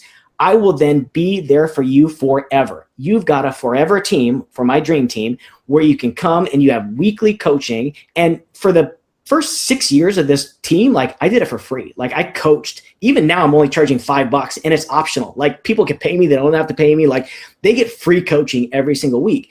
And so I tell people, it's like, I don't care about how good you are right now. I know what you can be. I know where you can go. So let me give you that support now. And that's the thing with this open racing and novice and, you know, how many people can do these BMX League seasons. It's like, man, not all kids are created equal. So some kid can do it one time and then be okay in novice. You know, my son did it 8 times before he went into open racing. You know, wow. Because a lot of these kids, they start when they're 3, 4, and 5 years old. Like, my biggest groups are 5 and 6 year olds. Essentially, the whole program, I am bigger than I've ever been before, and it's essentially 9 and under. Like, I can't get teenagers to save my life, and that's just another thing I got to try to figure out. But it's like, we are creating an affinity for 2 wheels earlier on, and we are allowing people to take this at their own pace. Like, dude, not everybody's created equal, right? And so if we want to grow the pie, these kids who didn't do good their first lap or their first league season can come back, and maybe it takes them 5 league seasons, and finally they've matured and developed enough to go into novice, and then you probably have them for 10 years, right? But if you just kind of bring them in and then spit them out and be like, oh, you're gone. Like, okay, we'll bring somebody else in. It's like, there's only so many kids that we can go through. And so the stories that I have are just like, they bring me to tears, because again, this whole passion of seeing these kids in the same shoes, walking the same path that I was walking. Like I got a kid, right? He came to me when he was 6 years old. He's 14 now. He was at the National this weekend in Utah. He just got picked up by Daylight. The kid, Nice. He didn't used to talk. Like, he could not talk. It would literally bring him to tears when I would ask him to say his name in front of our team. People that he'd been around like all the time at the track, right? And I love telling his story, and there's so many other stories like this, but you know, developing as a person, right? Because it's not just about being a better BMX racer. It's about this growing our belief system, right? Dr. J. Rich, your belief system, and using this to grow as people and mature and evolve and all of that stuff. And so, you know, this kid who didn't used to talk at all is now announcing races. He's announcing state races while he's racing. He's doing his thing, you know, and so I've always wanted to kind of mimic Powerlight. Like, that was my greatest team. Biggie was just an amazing mentor. And again, all of the ones that came before that, CFC, Lonnie Chapman, all these team managers that allowed me a spot, right? Saw something in me, took a chance on me. And now that's what I'm getting to do for other racers. And although I want my dream team to eventually evolve into a Powerlight type thing where I'm able to fly them to races and pick them up in a rental car and hand them food money just like Big E did, and crank Christian music on the radio and have everybody not know what they're listening to, but they hear the words, and like that helps them develop as people. That's my greatest joy. But man alive, when I get to see these kids go shoot for the stars and then start to get recognized for that, like, people are like, oh, you got to be so proud. Like, you helped train them up, this and that. It's like, no, man, like, I'm in the shadows now. And I just like smile because they are feeling what I was able to feel. Like, I didn't have anything else. And admittedly, this kid that I'm talking about and his sister, like, they straight up say they don't have any friends outside of the BMX track. Wow. And that's cool, right? That's the way that I was. Like, I had a one or two friends in high school and school, right? But the BMX community was my friends, right? And so it didn't matter that I got picked on in school, because I was going to go travel to Kentucky and see my friends. I was going to travel to Illinois and see my friends, right? Like, this thing that we have is so special. And I want people to find that in our sport. I want themselves to allow themselves the opportunity to find that. So it has a lot to do with the kids and the parents, but it also has a lot to do with the track operators and how they're running their programs and who they really are bringing in and fostering this productive environment to allow them a chance to grow, because it doesn't happen overnight for some of them. And the greatest comeback stories and underdog stories are the ones we talk about the most. These kids who were never supposed to be anything or didn't show us that they had anything, but then they turn into competitors, and then they want more of themselves, and then they start to evolve, and then they show us what we already knew they had in them, but we were still like a little bit unsure. Like, is this one not going to show us? Like, are they not going to stick around long enough to see the success? But when it happens, it's just the greatest thing. And I think, how many tracks across the country are you doing this? I want to say probably over the last since 2017, we've probably hit maybe 120 tracks, maybe half of the tracks. A lot. So I was doing probably 50-ish tracks a year when I was running the program for USA BMX. They're probably 30 to 40-ish, something like that now. You guys have a website where if people want to be involved with this, they can go and they can find a track, the nearest track toward next to them, where they could go do this? Is there a website that they can go to?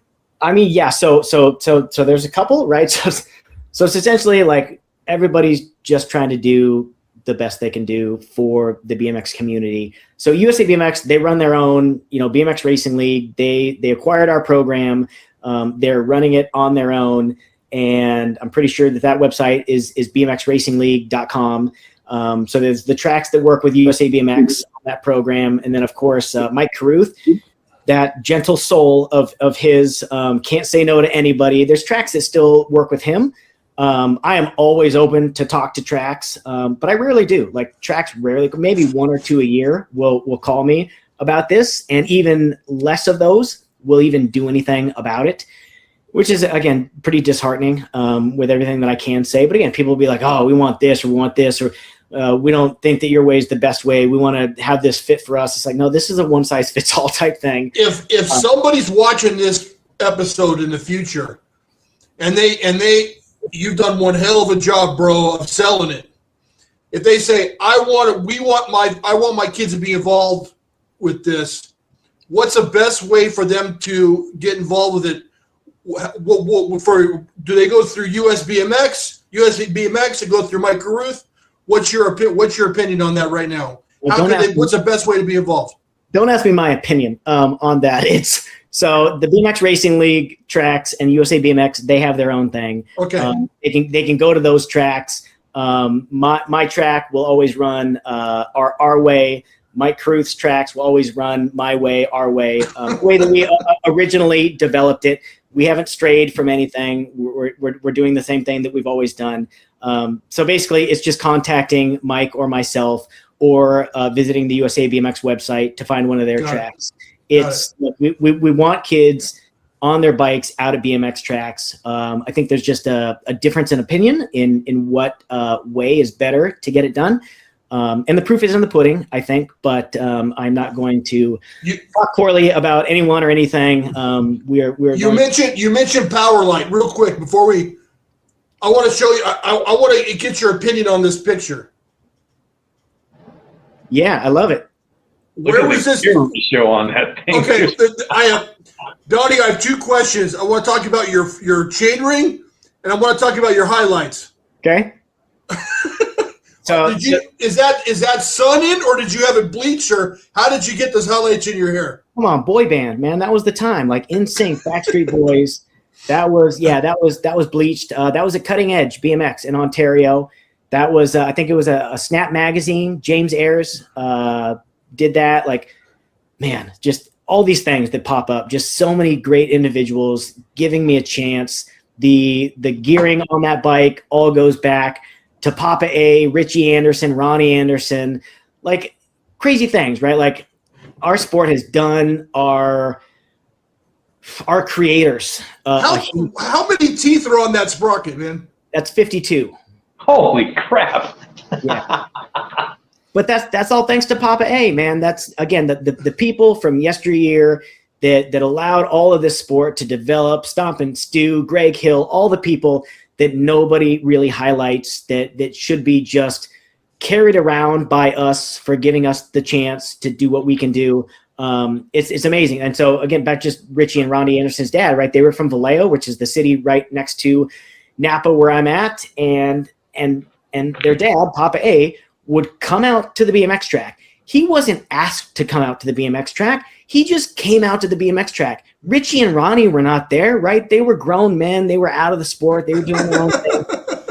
But this old man with this huge beard and 100% had a cigarette coming out of his mouth, and he was walking his dog, Hamlet. He was there every single practice day and race day for anybody that wanted to listen to a crazy old guy who never ridden a bike in his entire life, but trained 2 Hall of Famers who are his kids. That all came about because of that guy. Like, I was just like receptive. Like, I just give me the information, and he did it unorthodox, and it was wild and crazy stuff, but it worked. And it wasn't just me that it worked for, just countless people. You know, Richie Anderson still traveling around doing his thing, carrying the banner for his dad, everything that worked for him. So yeah, that was all about that. I'm the big gear guy, thanks to them. It didn't really catch on, right? Like, I did all that I did and never really caught on until why, man. Until Sam Willoughby. And then Sam Willoughby started to do it, and then everybody just started to do it. It's like, fine, all right, whatever, it doesn't matter. So nice, man. What do you think, Danny? Yeah, I just I know we wanted to do a little trivia with Donny, but I was going to tell you a quick story, Donny. It's hella funny. So your agent was massive, dude. Your marketing was amazing. You were all over the place around Olympic time, and I went to McDonald's, Kevin, and I got my meal at lunch. It was right by the office I used to work at, and I looked at the cup and I go, holy crap, that's Donny Robinson on the cup. So I had this cup, right? Yeah, I had the Donny Robinson McDonald's cup, right? Not throwing that away, dude, because I was like a huge fan. So I put the cup in my office, and it was in there for years. This was so fast forward to about 2012, my career there ended unexpectedly. And I didn't want to clean my office out. I was embarrassed to go, yeah, get let go. You don't want to go clean your office out in front of all your employees. So I'm like, no, I don't want to do that. You guys can clean it up and just send me my things. So they cleaned out my office, dude, and they threw away my freaking Donny Robinson McDonald's cup. They had all my stuff boxed for me, and I'm like going through it. I'm like, where's my Donny Robinson cup? You got everything but the Donny Robinson cup. Yeah, dude, there was a few things missing, but the main thing was the first thing I noticed was I'm like, where's my Donny Robinson cup? I kept it in perfect condition, Kev. You know, I had drank a Coke, I washed it out with water, and I put it away because I was like, you know, it's just a paper cup. It's not going to last forever if you don't take care of it. But I was like, I've never seen a BMX racer on a McDonald's cup, dude. So it was like a massive thing to have it. So, Donny, do you have any of the cups left, dude? I am running out, but I do have some right there. So I will get you one. Yeah. Yes. Okay. Can I see what it looks like, Donny? Do you have it handy? You want me to get up and go grab it? Do you mind? Yeah. I'd love to see it. Okay. Yeah, dude, I was so pissed, Kev. True story, dude. How could he have cups from way back then, dude? He was in the Olympics, man. I know, but still, he had the bag too. And the bag. Yes, dude. Oh man, that's sick, dude. Now, I love it. That quote, I don't know if you can read it. I did not make that quote up. They definitely made that one up for me. What did it say? Yeah, I can't see it. It says, if I am first out of the gate, if I pedal as fast as I can already feel the metal around my neck. That's what I'm made of. Wow. And around that time, I was made up a little bit of McDonald's. I'm not gonna be ashamed to say it. Like, I ate that. I drank Monster Energy. Like I did all that stuff. And it's cool because like I'll tell kids, right? Like our track is a stone's throw away from the McDonald's that I got those cups and bags from. And it's just, you don't even think about it, right? Like it to get to the point where you could go to a McDonald's because of the sport that you dedicated your life to, and it all seemed to work out the way that you know you'd like it to, that you would come away with, you know, being on McDonald's cups and bags. That's just, you just get, and it sounds like super braggadocious when you say those sort of things, but I'm just telling you a story of what came of a friend inviting me out to the track and me taking to this sport and then wanting to be the best at it. And then thankfully having an amazing family who sacrificed so much. And then all these people who just gave me opportunity, right? Like that's the way that I feel that I am with the kids. It's like, I'm just giving you an opportunity. Like all of these people, right, that are going to the Worlds or the NAG riders that started in my program. Like I won't take credit for anything, any success that they have, but I will take credit for getting them in the sport. Like without the marketing that I did, without the programming that I provided your family, without the way that I interacted with your family, there's a big chance that you would have never been in the sport. So that's one thing that I will take credit for, and I'll hang my hat on it, and I love it. But I will always be like in the shadows. Like when they're standing on the podium, I'm like, good job. That was all you, because it is all them. Like you have to stick with it. Like there's so many days where you're like, man, I don't want to do this. I don't know if I can do this. Should I do this? There's pressure. I got to make money. It's like, and it's worse nowadays than ever, right? Because people are just saying like, there's no future in the sport. And so people, they just get talked out of trying. Like, and you don't even know what thing you haven't landed on that could work for you. Like there's so many ways to make money in this sport. And I just love showing the people, just giving them a glimpse of like what's possible. Let me show you what's possible. And then you get to take it from there. And I will be there to to push you, right, with that tough love, just like was done for me. But I've been there and I've done that. And hey, now I'm sorry. Go ahead. No, that was it. Like I've been there and done that. And now I want to see you transcend that. Now be better, do something better, do something different, do something that completely shocks the world or shocks the BMX community. And like, whoa, didn't even think about that before. I didn't even know that was possible. Like, it's just so great. All the storylines that our sport has and that doesn't have anymore because people just didn't stick with it. Like, it's sad, right? Like, we're preaching to the choir. Like, our sport is so amazing and so inclusive. And so, especially with the league, right? When you have the ability to be a beginner and always be a lifetime beginner, not be forced to go anywhere else. But if you want to go other places, then you've got opportunities, you've got teams, you've got, camps, and you've got all these higher level stuff. It's like, what more do you need? Like, I love, and again, like this, it just seemed like we just got on this podcast, like I could talk about this for days because there's things that people they don't understand. They don't like, it's like, dude, like you have Bubba Harris running a track, right? Like you got Jordan Miranda running a track. You've got Tyler Brown running a track. Like, what more do you want? Right? Like, especially, right? Like USA BMX, I would like to think that they have to be pretty proud of what they have and actually like acknowledge what they have. Like, there are plenty of people who have either like felt not cared about or welcomed in the sport or relevant anymore, and they've left. And maybe they wanted to leave, and that's cool. And my hat's off to them because they're some of the best people that I've ever known, right?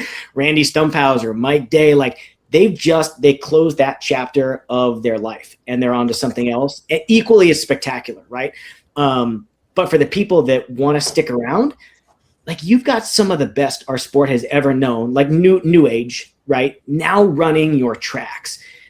And you have the families that are coming in and they're the most safe. Those families are the most safe that they've ever been in our sport, because those of us who have been to the top, like we know what could happen, right? We know that it's not about keeping them in the sport for 10 months. It's about keeping the sport for 10 years. Like, I don't care if my kid's the best 16-year-old or 6-year-old.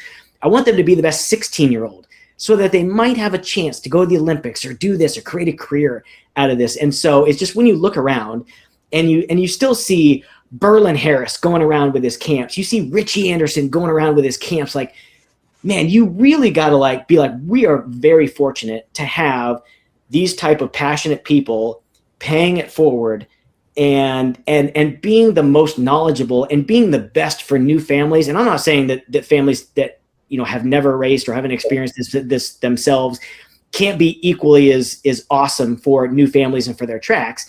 I'm just trying to point out, like, you have Hall of Famers that are running your tracks now. I sit back and I'm like, that is pretty stinking awesome. And so I love being a part of that crew and just being able to say, like, I've got people who have done the same things, and they run these other tracks. And so it's cool what our sport allows and the flexibility. And so it bothers me when the sanctioning body may not see it our way, or it bothers me when tracks may not go the extra mile. But everybody has the opportunity to be as much as they want. And I do think that that's very special, whether it's racers or tracks. But again, like, if you want something more, you're going to have to do something a little bit different. You're going to have to do something a little bit more. It's going to have to be uncomfortable.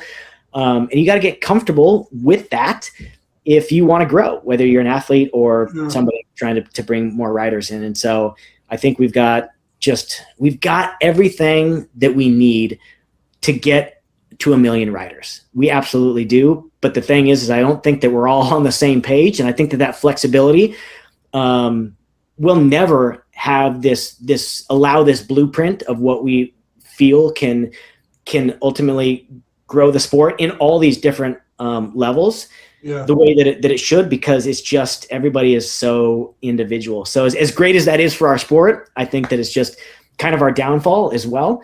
But for me and for the people that do it on the weekly basis, because it's not just me with my home track. It's like, man, just all the people since 2016 who have been on our board have come from our BMX League program. And so they've seen this sport from their very first pedal and where it can take them and what they can do. And it's so special. Like, again, I talk about these people who you may not think are important, but they could be the greatest asset to your track, right? They could just completely turn it. They could be your brand new announcer. They could be the best announcer, or they could be the best salesperson and get you, infield turf. It's like, man, you don't know what you don't know. And so the passion to bring kids in the sport, to give them an identity and a place to belong, like I was being able to have, it's the same thing with the tracks and the parents. Like, you got to bring these parents in and welcome them in, because when you do something great, they will also reciprocate and do something great for you. And it will grow your program, and it will take a burden off of you, because, right, the teamwork makes the dream work. And so that's, I don't know. I could just keep talking. I can keep rambling. Hey, Danny, I want to know that the picture that you shared of you and Donny, where was that picture taken? That was at a state race in Napa. Yeah, that picture's probably from 2014, and Donny was smoking the Pro-Am class that day, and I saw him riding his bike. He was on S&E at the time, and I saw him and I go, holy crap, that's Donny Robinson, and I was dating some gal at the time, and she goes, who's that? I go, that guy was in the Olympics. And she goes, really? And I go, yo, Donny. And he looked over, I go, can I get a picture with you? And he goes, yeah, of course, man. And he came over and took the photo. It's a very cool moment for me, man. Hey, how do you meet all these guys? Hey, Donny, he was at a pizza place and he saw Charles Townsend. He sees you at the track. Who else have you been hiding from me that you haven't told me about that you ran into? I have a little collection of photos I have with pros that I've met over the years, and yeah. But what's really cool with Donny saying, though, it's like, I was just an average racer. I never claimed to be a great BMX racer. I was decent, but I still get to talk about BMX every week. I got to meet Kevin. Me and Kevin became very, very good friends, and we get to do this every week. We get to talk to guys like you, Donny, and this is kind of the highlight of my whole BMX career, is doing this podcast and doing my YouTube channel, which is crazy because I'm in my 50s now, man, and now I get to enjoy this part of the sport that I actually enjoy almost more than the racing I did back in the day. I don't know if you agree, Kev, but we still have it. You know what I mean? I love it. Yeah, dude. Donny, every day we wake up, we pinch ourselves like, I can't believe the people are talking to us, man. This is awesome. And just that accessibility and just that personality, like and I'm not saying that baseball players are different or whatever, but it is a little bit different, but it's like we are just regular people and we all share the same passion. And so, like you'll go somewhere and I'll see Amtrak, and it's like, again, I could put myself back into 12-year-old Donny and be like, oh my gosh, that's Charles Townsend. Like one of the most just intimidating 9-foot Goliaths that you've ever seen. But he's the friendliest, he's a teddy bear, and what I love, and going back to just the disservice that I think all these generations of top pros and just names and everything, it's like, I am equally as starstruck when I see those people. And it's certainly not fake. Like I let them know just how important they were to me, whether they spoke to me or not. Mm-hmm. Like I knew them, and I wanted to emulate them. And so for them to now talk to me as like a regular person, because it also makes them feel good the same way it makes me feel good that you guys want to talk to me or somebody else wants to talk to me. Like I know what that feels like. But it's just so great how you can just meet up with people and be like, do you know who you are, right? Like, I know that you just feel like a regular Joe and less important than you've ever felt before because, and this just going off on a tangent right here, like, when you're at a certain level, you can start to empathize with people that, just go off the deep end, right? When they're no longer in the spotlight, and whether it has to do with concussions or not, like it's just not the same lifestyle. And so for us to, that's why I think that all of these old school reunions, they're so popular, is because we just want to hang around our crew. And that goes back to like keeping kids in the sport. Like I've learned now, people ask me like, why don't you race still? It's like, first of all, I don't think that I can keep up with the guys anymore. Like I just want to look good in the mirror, and I still want to be competitive at my local track so I can keep these riders. And I'm almost there. I've almost got a couple kids that I brought into the sport when they were 8 years old. They are almost beating me now. So I'm trying to hang on to that. But we're to the point where I am just, I'm just all about, this next phase, but going back to like seeing people and the feeling that gives us, and realizing that we were doing a thing that we loved, but we were doing it around awesome people. And that's what made it extra special. It's like, I can come back and race, but it won't be the same. The same reason where I decided like, okay, it's time to retire now. Like, it's just not the same.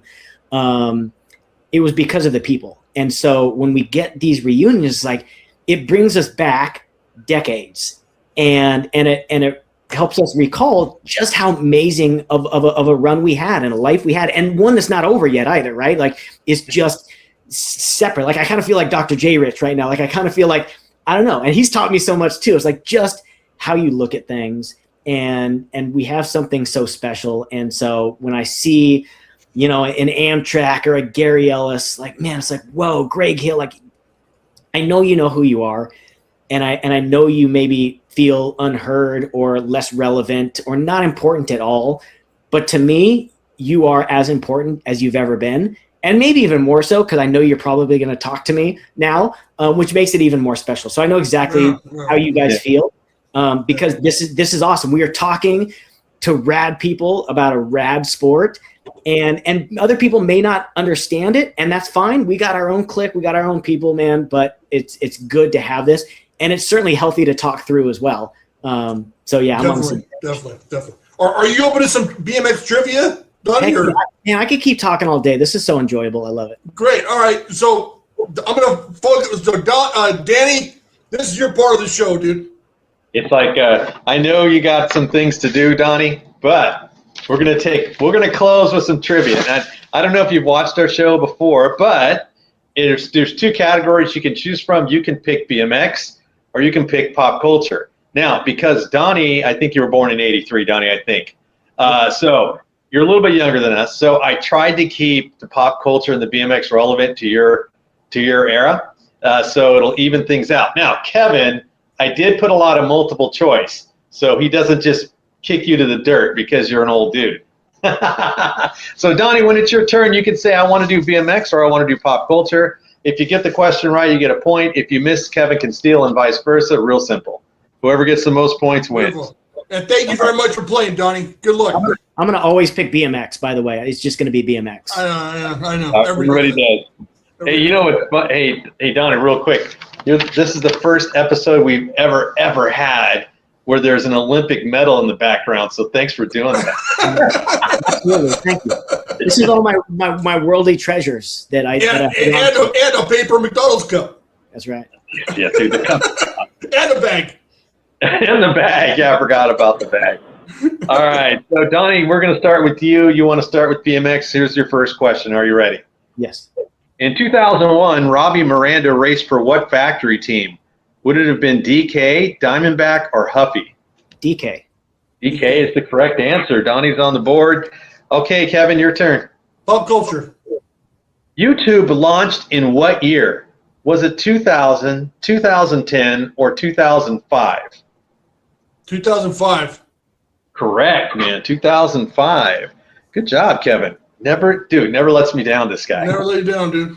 All right, Don, you want BMX again? Yes. All right, here we go. In the 2001 BMX race ad, I won't mention the bike company because it's too easy that way. Who said the following quote in the ad? On the track, I hate the other guys. They're trying to take my money. Was that Craig Reynolds? Was it Randy Stumphauser, or was it John Purse? 100% John Purse. It's a miss. Kevin, this is your chance. What do you think? So Randy Stumphauser. Craig Reynolds. Really? Reynolds on Factory Mongoose. and that quote is on the top of that ad. Wow. Yeah, Wow. I sent you guys both. That's a win for me. I should take one. Wow. Okay. Sorry, Craig. Craig's been on the show, and he didn't even. We forgot to ask him about Mongoose. That's one of my big regrets. Man, It is. We forgot to talk about I had John Purse written all over it. Oh man, if you're gonna watch any of our episodes, Donnie, go back and watch the John First one. He when we were playing trivia, dude, he was just like, "You guys are team riding, you're cheating." Da, da, da, da. To this day, he still thinks we cheated. So funny. All right. So let's see. You're back to Kevin. What do you want to do? BMX. All right. In 2001, Corey Nastasio was co-sponsored by what shoe company? Was it DC, Vans, or Airwalk? DC. That's a miss. What do you think, Donnie? I would say Vans.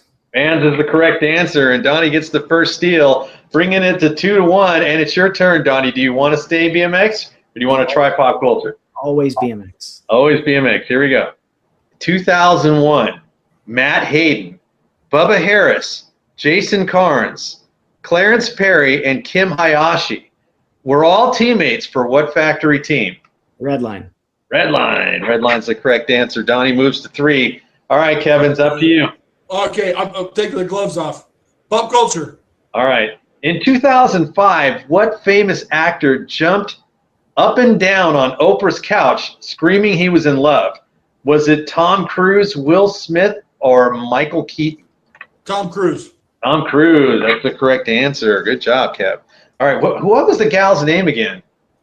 His wife, Katie something. Yeah. He married her. Katie Holmes? Katie Holmes. That was her. Okay, yeah. Okay. All right. Moving back on to Donnie. Donnie, you going to go BMX again? Yep. You're going to run out of questions, dude. That's okay. Get your lead. It's a good strategy. Pulling out a good lead. Go for it. Okay. In 2001. Oh, wait. I skipped one. Okay, here we go. What is Danny Nelson's nickname? Thunder Dan. Thunder Danny Nelson. Look at Donnie go, dude. He's got 4 already. Okay, Kev, what do you want to do? Hey, this ain't looking good, man. This ain't not looking good. Pop culture. Here we go. In 2005, Brad Pitt had an affair with what famous actress? Was it Angelina Jolie, Jennifer Aniston, or Pamela Anderson? Angelina Jolie. Angelina Jolie. All right, good one. Hey, I don't think you can go wrong with Angelina Jolie or Jennifer Aniston, dude. I think Jennifer Aniston every day, all day. If you're already married to Jennifer Aniston, what else do you want, dude? I mean, I get it. That's Angelina Jolie. I get it, but all right, whatever. Okay, let's move on. Okay, Donnie, I'm going to go straight to BMX for you. You ready? Okay. In 2001, Todd Lyons' TL88 dirt jumping bike was made by what company? Was it SE, Haro, or Huffy? Huffy. Huffy's the correct answer. Dang, Donnie didn't even flinch, dude. Yeah. Yeah, all right. Okay, Kev, you ready? Yeah. What do you want? BMX. Oh, he's going to steal one of the BMX questions. Here we go. All right. Nora Cup winner Matt Polkamp raced for what factory team in 2001? Would it have been Redline, Schwinn, or Huffy?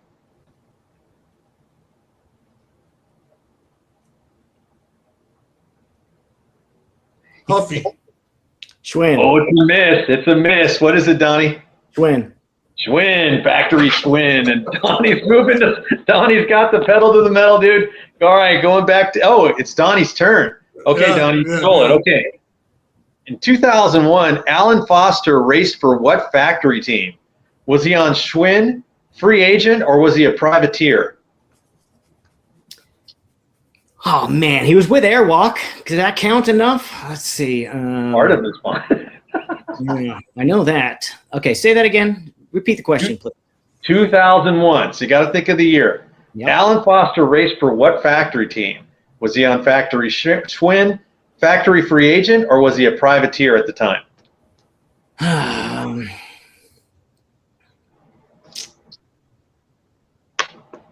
Gosh darn it.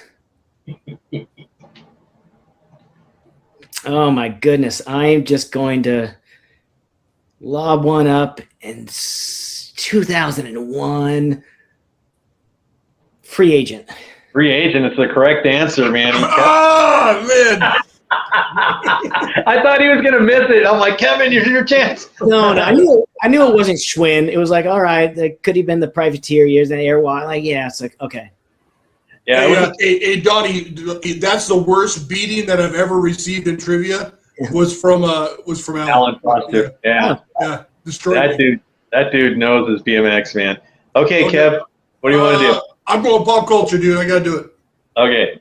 2005, the song We Belong Together spent 14 weeks as the #1 song.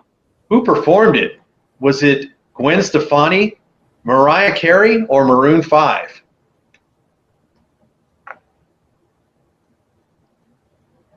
Mariah Carey. Mariah Carey is the correct answer. Good job, dude. That's a tough one, man. I love Mariah Carey, though. It wouldn't have been a tough one for me. Yeah. I don't even know if I want to be good at these questions. I'm okay with not being. I just got to nail the BMX ones. All right. Man. Here we go. This is going back to Donnie. Let's try it again. This popular chain wheel was made by who? There was 3 different versions. They had the Hurricane, the Whippet, and the Imperial. What company made those chain wheels? That's got to be before my time. 2001-ish. What? All right. Yeah. Repeat the question, please. All right. These popular chain wheels were made by what company in 2001? The Hurricane, the Whippet, and the Imperial.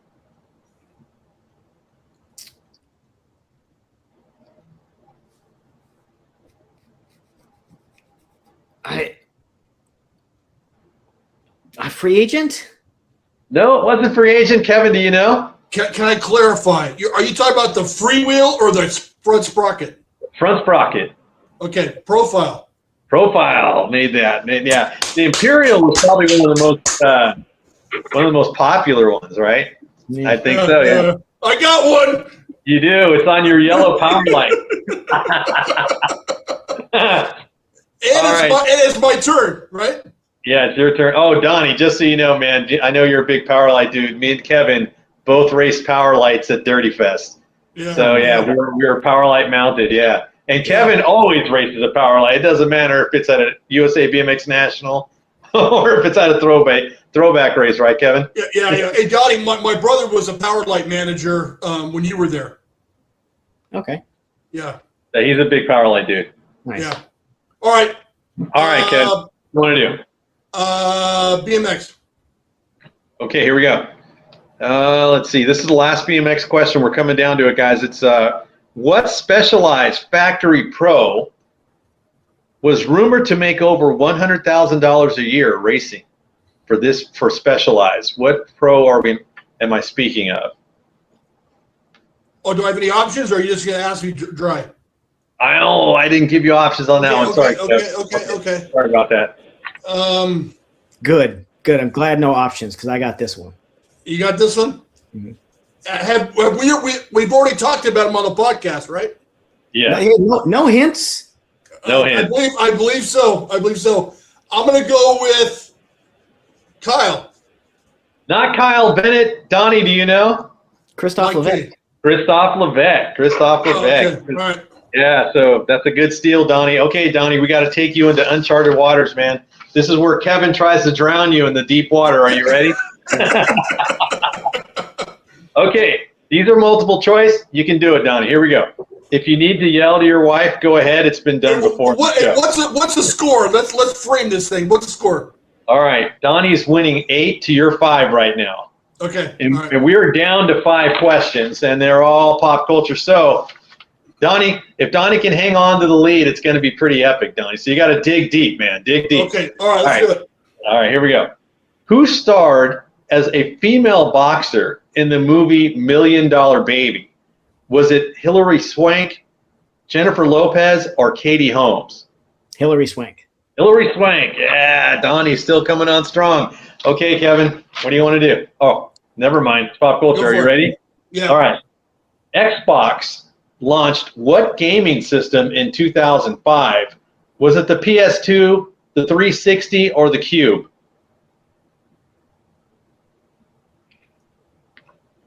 $360. 360 is the correct answer. Good job, my dude. That's a tough one. I know you don't play video games. I bought my kids 3 of them. Okay, that helps. Okay. There you go. All right, here we go, Donnie. This one's yours.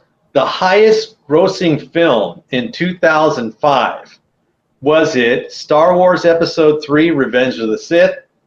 Was it Harry Potter, Goblet of Fire? Or was it Chronicles of Narnia? What was the highest grossing film? Oof. 2005. I'm gonna go with Harry Potter. Good guess. That's a good guess. Kevin, what do you think? Star Wars. Star Wars was the #1 movie at that time in 2005. Hey, quick story on that, guys. Like, when that movie came out, I thought that was going to be the last Star Wars movie. And my stepson, he's like, he must have been about six years old at the time. And I tell my ex-wife, I go, you know what? This is it, man. This might be the last one. And they're premiering this movie in Modesto, and that's where George Lucas is from, a whole week before the movie releases. And I want to take Gabriel to that. And she goes, okay. And I go, the tickets are $250 each. So it was $500 for us to go to this movie. Oh! And yeah. And she paid for his ticket, and I paid for mine. She goes, I'll pay for his, and you pay for yours, and you guys could go. And so, yeah, we paid $500 to see that movie. Is that ridiculous? I'm a nerd, dude. That's ridiculous. I know. I still have the ticket stub for that, dude. But it was a write-off. It was actually ended up being a tax write-off because they donated the money to some museum that was out there. Hey, for $500, you should have kept the cup and the bag. Smart enough. All right. Okay. So whose turn is it? I lost track, man. I think it's my turn. I stole it. Okay. Here we go. Who said, "Can you smell what the Rock is cooking"? Who said that? Dwayne Johnson? Dwayne Johnson. Dwayne the Rock Johnson. Good job, dude. Okay, Donnie, here we go. 2005, Batman Begins was played by, these guys have all played Batman, by the way, Christian Bale, George Clooney, or Ben Affleck. In 2005, Batman Begins. Who played Batman? I'm going to go with Ben Affleck.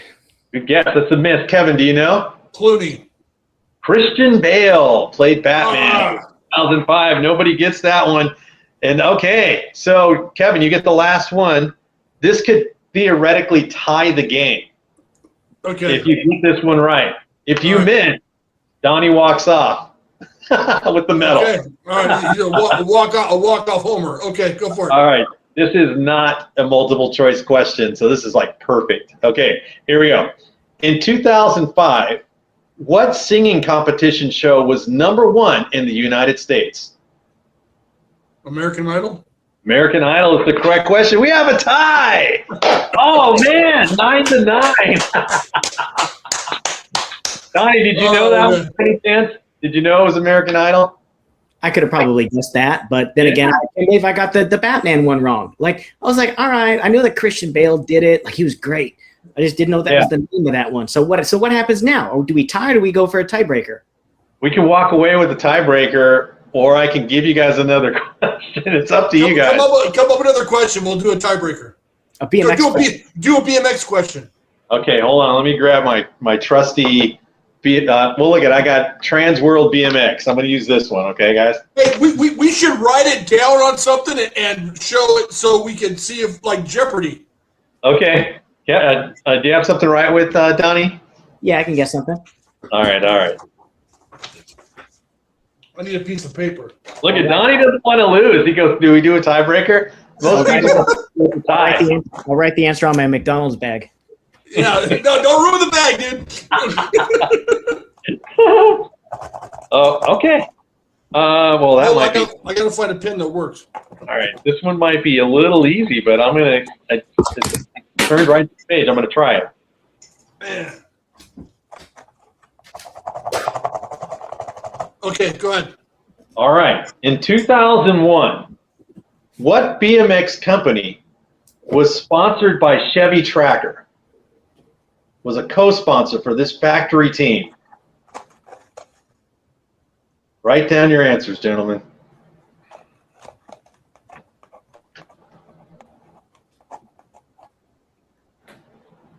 Hope I spelled it right. I think so. All right. You guys ready? Yeah. All right, on the count of 3, let me see your answers. 1, 2, 3. Ah, Donnie got it. It was Powerlight. Gosh, you seem really sure about that. Yeah, Chevy Tracker, man. And that's Nice, just the proof. I just opened up to that. So, yeah, so that was awesome. Donnie finally beat Kevin. Kevin's been on a win streak, dude. Oh, man, I love losing, dude. This is so great, man. Thank you, Donny. Finally won something. Hey, Kevin, this was a very good way to do tiebreakers. That I'm glad we did it that way. We've never done it that way before. Hey, were you able to see my answer? Yeah, I saw Trek. Okay, all right. Yeah, I saw it. Yeah, it was a little blurry at first, but I knew what you were saying. All right. Was Trek even around in 2005? Absolutely, yeah. Wade Boots was all up on Okay. Trek. He was like he won the ABA title, I think, in 2001. I think he was it 2001 or 2000, Donnie? Do you know? I'm not that sure. Yeah. Donnie, you got an NBL title. You mentioned that during the interview, right? You got a national #1 pro for NBL? Yeah, 2006. See, I didn't know if you had a national title, and I didn't want to put it in the intro because I couldn't remember. How elusive is the ABA title? Is that the one that just kept getting away from you? Were you ever in the running for that? Only 2006. It was between Bubba Harris and myself, and I was better at winning single laps than I was doing 3 main events. And so he did, man, just anything to try to get around Bubba, or it just, you can't stop the guy. And so I gave it my all. I thought I had a chance, but that was the one thing that kind of got away from me. So it is what it is. But put up a good fight. Hey, yeah. Hey, so now Donnie he's an Olympic bronze medalist, and he beat me in trivia, dude. I don't know which one is more important. I know. There you go. I'm gonna start walking around saying that, like, welcome to the Napa BMX League. I'm the BMXPERTS Podcast. That's cool. That's cool, man. Yeah.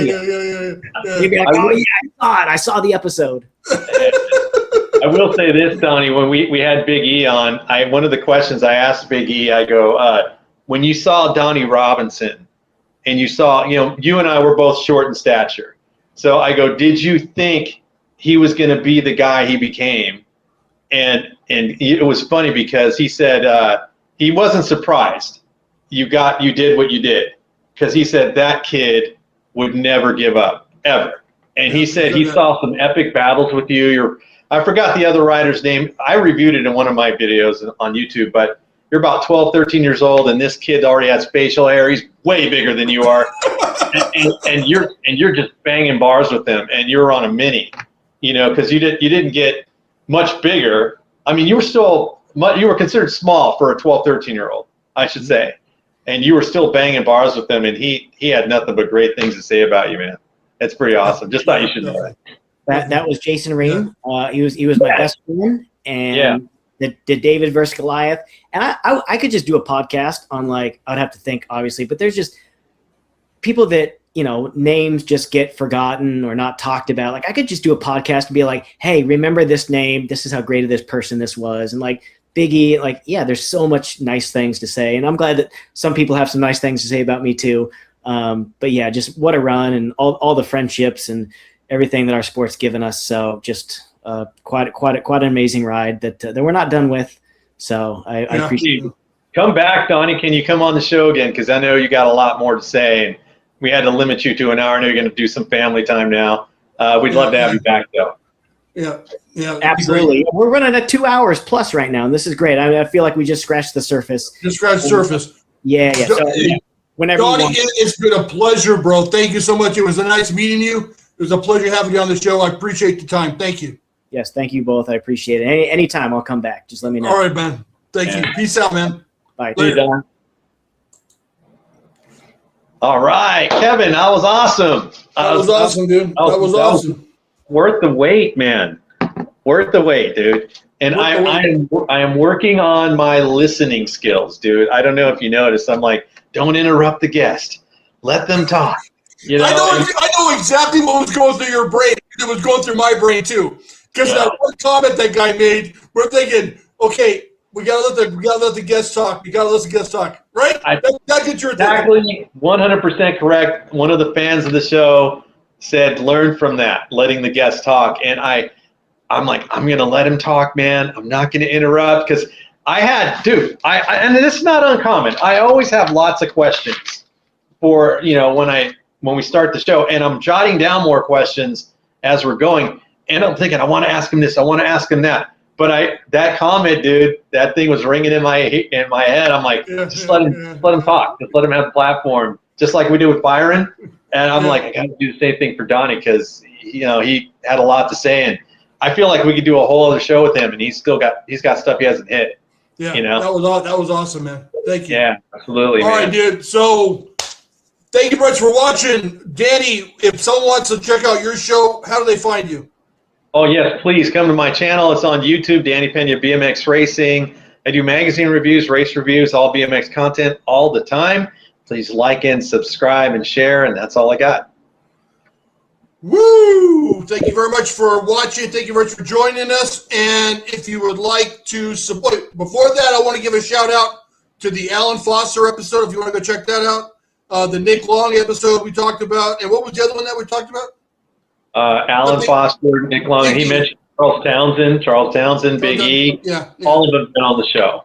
Yeah. So go in the older episodes. You can check those out. And if you'd like to support the channel, go to BMXPodcast.com. You grab some merch. I'm making some more shirts tomorrow, so they'll be ready to ship out. And until next week, the track is closed. Peace out.